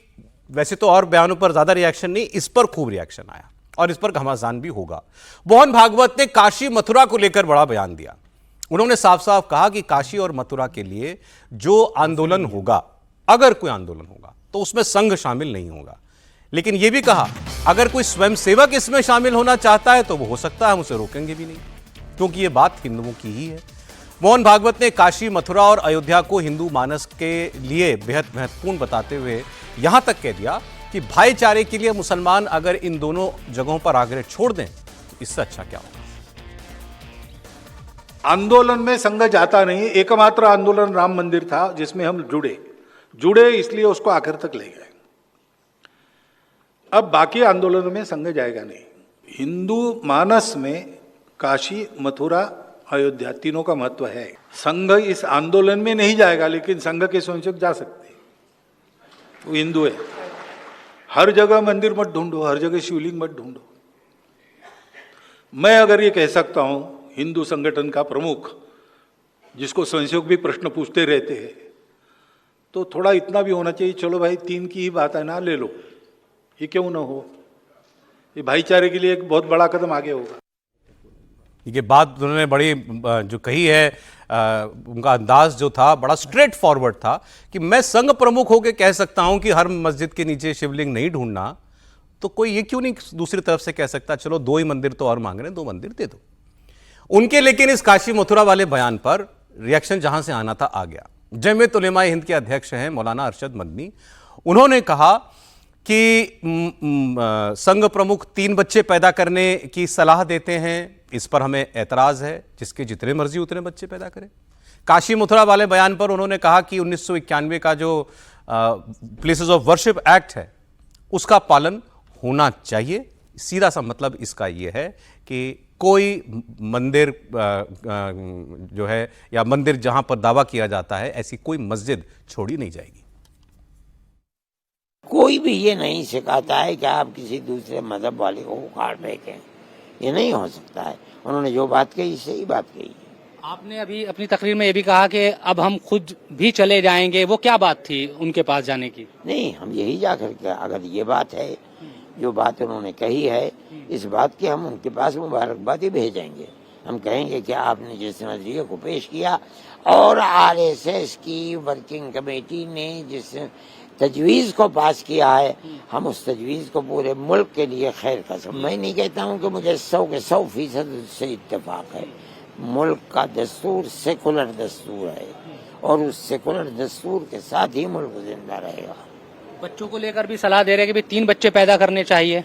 हमारा नतीजा ये है कि भाई जिसका जितने जी चाहे वो इतना पैदा करो, किसी का जी नहीं चाहता बच्चे पैदा न करो। इन्होंने भी बड़ी दो टूक बात कह दी है। अब मंदिर मस्जिद के झगड़े में उन्होंने कहा सेक्युलर दस्तूर है और सेक्युलर दस्तूर में कानून है प्लेसेस ऑफ वर्शिप एक्ट, तो जो कानून कहता है हम वही कहेंगे। तो हम क्यों छोड़ें कोई अपनी जगह, कोई इबादत गाह क्यों छोड़ें? त्रिपाठी जी बताइए। नहीं, मदनी साहब बिल्कुल ठीक कह रहे हैं। और क्योंकि मदनी साहब क्या है कि इस देश का जो फ्रॉड सेकुलर नैरेटिव है उसी नैरेटिव को आगे बढ़ा रहे हैं। मोहन जी क्या है, वो ऋषि पुरुष की तरह बात कर रहे हैं। भारत को किस तरह से आगे ले जाना है, किस तरह से मन खोल कर सबसे मिलना है। मुसलमान मतलब उसके लिए मन बंद नहीं करना है। संघ को इसके लिए बहुत झेलना पड़ा है। उन्होंने एक लाइन कही कि हमको तो स्वयंसेवक सीधे पूछ लेता। अच्छा, कौन सा किस स्वयंसेवक को अच्छा लगेगा जब वो कहेंगे नहीं हम राम मंदिर के अलावा कोई आंदोलन नहीं करें, लेकिन वो कह रहे हैं, इसका मतलब वो समाज सुधारक है। और मदनी जी क्या है, वो समाज को और ज्यादा घेटोइजेशन में ले जाना चाहते हैं। अब जरा इसको यूं भी समझिए, क्या प्लेसेज ऑफ वर्शिप एक्ट इस देश के हिंदुओं के साथ धोखा नहीं है? कानून बन गया, हम सब मानते हैं, क्यों नहीं मानेंगे? लेकिन क्या यह धोखा नहीं है कि उसको सेकुलर दस्तूर बनाकर हिंदुओं को कहा जाएगा ना ना ना तुम अपने मंदिर की बात मत करना? और ये तो खुद भागवत जी कह रहे हैं। इतना बड़ा बयान देना ये तो बड़े साहस का काम है। सरसंघ चालक की पदवी पर बैठकर आप कह रहे हैं कि नहीं हर जगह शिवलिंग मत खोजो हर मस्जिद के नीचे, यानी हो तो भी मत खोजो। वो सांप्रदायिक सौहार्द की बात कर रहे हैं, वो कह रहे हैं कि सब एक साथ चलो। और मदनी कह रहे हैं कि ना ना हमें एक सेकुलर मिल गया है, वही आड़ लेकर हिंदुओं की आस्था पर चोट करते रहेंगे। ये राम मंदिर के समय में भी प्रस्ताव आया था, उस वक्त भी नहीं माना। अब काशी मथुरा पर भी मानने को तैयार नहीं। तो ठीक है, जो भी 1000, 2000, 30,000, 40,000 जिन मंदिरों की बात होगी, वो स्थानीय तौर पर लड़ेंगे। संघ प्रमुख ने जो कहा, इसको आप प्रस्ताव मानते हैं? मैं ये मानता हूं कि बहुत बड़ा दिल दिखाया है उन्होंने। संघ इस वक्त जहां खड़ा है उसको ये सब बात करने की कोई आवश्यकता नहीं थी। उसके बावजूद देश में वातावरण बेहतर रहे, सब एक साथ आगे बढ़े, भारत आगे बढ़े, उसके लिए संघ काम कर रहा है। बोलिए सर। ये मैं तो आगे बढ़े हैं। पहले उन्होंने जो कहा था राम मंदिर के वक्त में, तो उन्होंने कहा था कि हम राम मंदिर मिल गया है, हम इसके आगे आंदोलन नहीं करेंगे। आज भी उन्होंने ये कहा कि संघ आंदोलन नहीं करेगा। लेकिन जब वो ये कहते हैं कि स्वयं सेवकों के लिए छूट है, स्वयं सेवक आगे जा सकते हैं, तो कुछ लोग ये मान सकते हैं कि इस तरह से वो इस रास्ते को फिर से खोल रहे हैं कि ये विवाद को शुरू किया जाए या इस पर एक आंदोलन शुरू। झंडा हमारा नहीं, बंदा हमारा। हाँ, झंडा हमारा ना हो, बंदा हमारा हो, और उसमें कोई रोक नहीं है। अब आप कहेंगे कि भाई झंडा और बंदा ऐसा नहीं है, तो फिर अभी तो आप कहते थे आजादी के आंदोलन में हमारे बंदे थे, झंडा नहीं था। तो बात एक ही मानी जाएगी। तो एक ही बात है ना। ठीक है। नहीं तो वो उनका जो जिनको वो कह रहे हैं कि उन्होंने एक छोटा दिल दिखाया, मदनी जी ने जो कहा। मदनी जी तो हमेशा उसी स्टैंड पर रहे। मदनी जी के स्टैंड में कोई बदलाव मेरे ख्याल से तो नहीं आया कि वो तो हमेशा इस पर खड़े रहे हैं, इस लड़ाई को लड़ते रहे हैं वो। और मैं तो कह रहा हूँ कि 91 जो ये प्लेसेज ऑफ वर्शिप एक्ट है ना, इस पर बहस होनी चाहिए। इससे एक पूरी की पूरी नई तरीके की इबारत की जा सकती है। सर आप यहाँ कह रहे हैं कि मदनी जी तो ऐसे ही थे, कैसे चलेगा सर? ऐसे ही रहेंगे तो बदलना पड़ेगा। उन्होंने जो अपना स्टैंड है उसमें कोई बदलाव नहीं किया, बदलना पड़ेगा ना। और स्वतंत्रता आंदोलन में सरसंघ चालक डॉक्टर केशव बलिराम हेडगेवार जंगल सत्याग्रह में जेल गए। वो ऐसा नहीं था कि कोई स्वयंसेवक को भेज दिया तो वरना अच्छा, तो चलिए। देश भर में मैं स्वयंसेवक स्वतंत्रता आंदोलन में शामिल हुए। मदनी साहब के एक और बयान पे आपको सुनाऊंगा तो बस समय चला जाएगा, मैं बता देता हूं, मैं चर्चा कर रहा हूं आपसे। एक स्टेटमेंट उन्होंने दिया हेमंता विश्व शर्मा को लेकर, और इस पर भी बीजेपी ने उसको प्ले किया काफी। उन्होंने ये कहा कि अब जो ये असम के मुख्यमंत्री हैं जो मुसलमानों के खिलाफ रोजाना जहर उगलते हैं और असम को मुसलमानों के खिलाफ एक जगह बना दिया गया है, तो मैंने सोनिया गांधी से कहा था इस आदमी को टिकट मत दो। मतलब बात कर रहे हैं बहुत पुरानी, इनको तो बीजेपी में भी आए हो गए होंगे 9-10 साल। 17 में आ गए थे, 17 में आ गए थे, 17 में आए तो 8 साल हो गए। तो उससे पहले की बात कर रहे हैं कि मैंने सोनिया गांधी को चिट्ठी लिख के कहा इस आदमी को टिकट मत दो, इसके मन में आरएसएस मुसलमानों के लिए जहर है और ये आरएसएस की जहनियत का आदमी है, माइंडसेट आरएसएस का है। तो ये बात वो तब पहचान गए थे, तो ये वो कह रहे हैं। लेकिन सोनिया गांधी ने टिकट दिया। तो बीजेपी ये कह रही है कि अच्छा, कांग्रेस पार्टी में मौलाना लोग जो हैं वो टिकट दिलाने के लिए पैरवी करते हैं, ये पता चलता है। देखिए, हेमंत विश्व शर्मा को दूर करने वाले तो राहुल गांधी खुद थे। तो खैर, मदनी साहब जो भी बोले हैं कि वो तो अच्छे भले कांग्रेस में थे, उनको आपने गिफ्ट के तौर पे बीजेपी को दे दिया और उन्होंने कांग्रेस का सफाया कर दिया। तो खैर, ये तो हिस्ट्री की बात है। लेकिन मैं दूसरी बात ये कहूँगा कि काशी मथुरा क्यों नहीं दिया जाना चाहिए।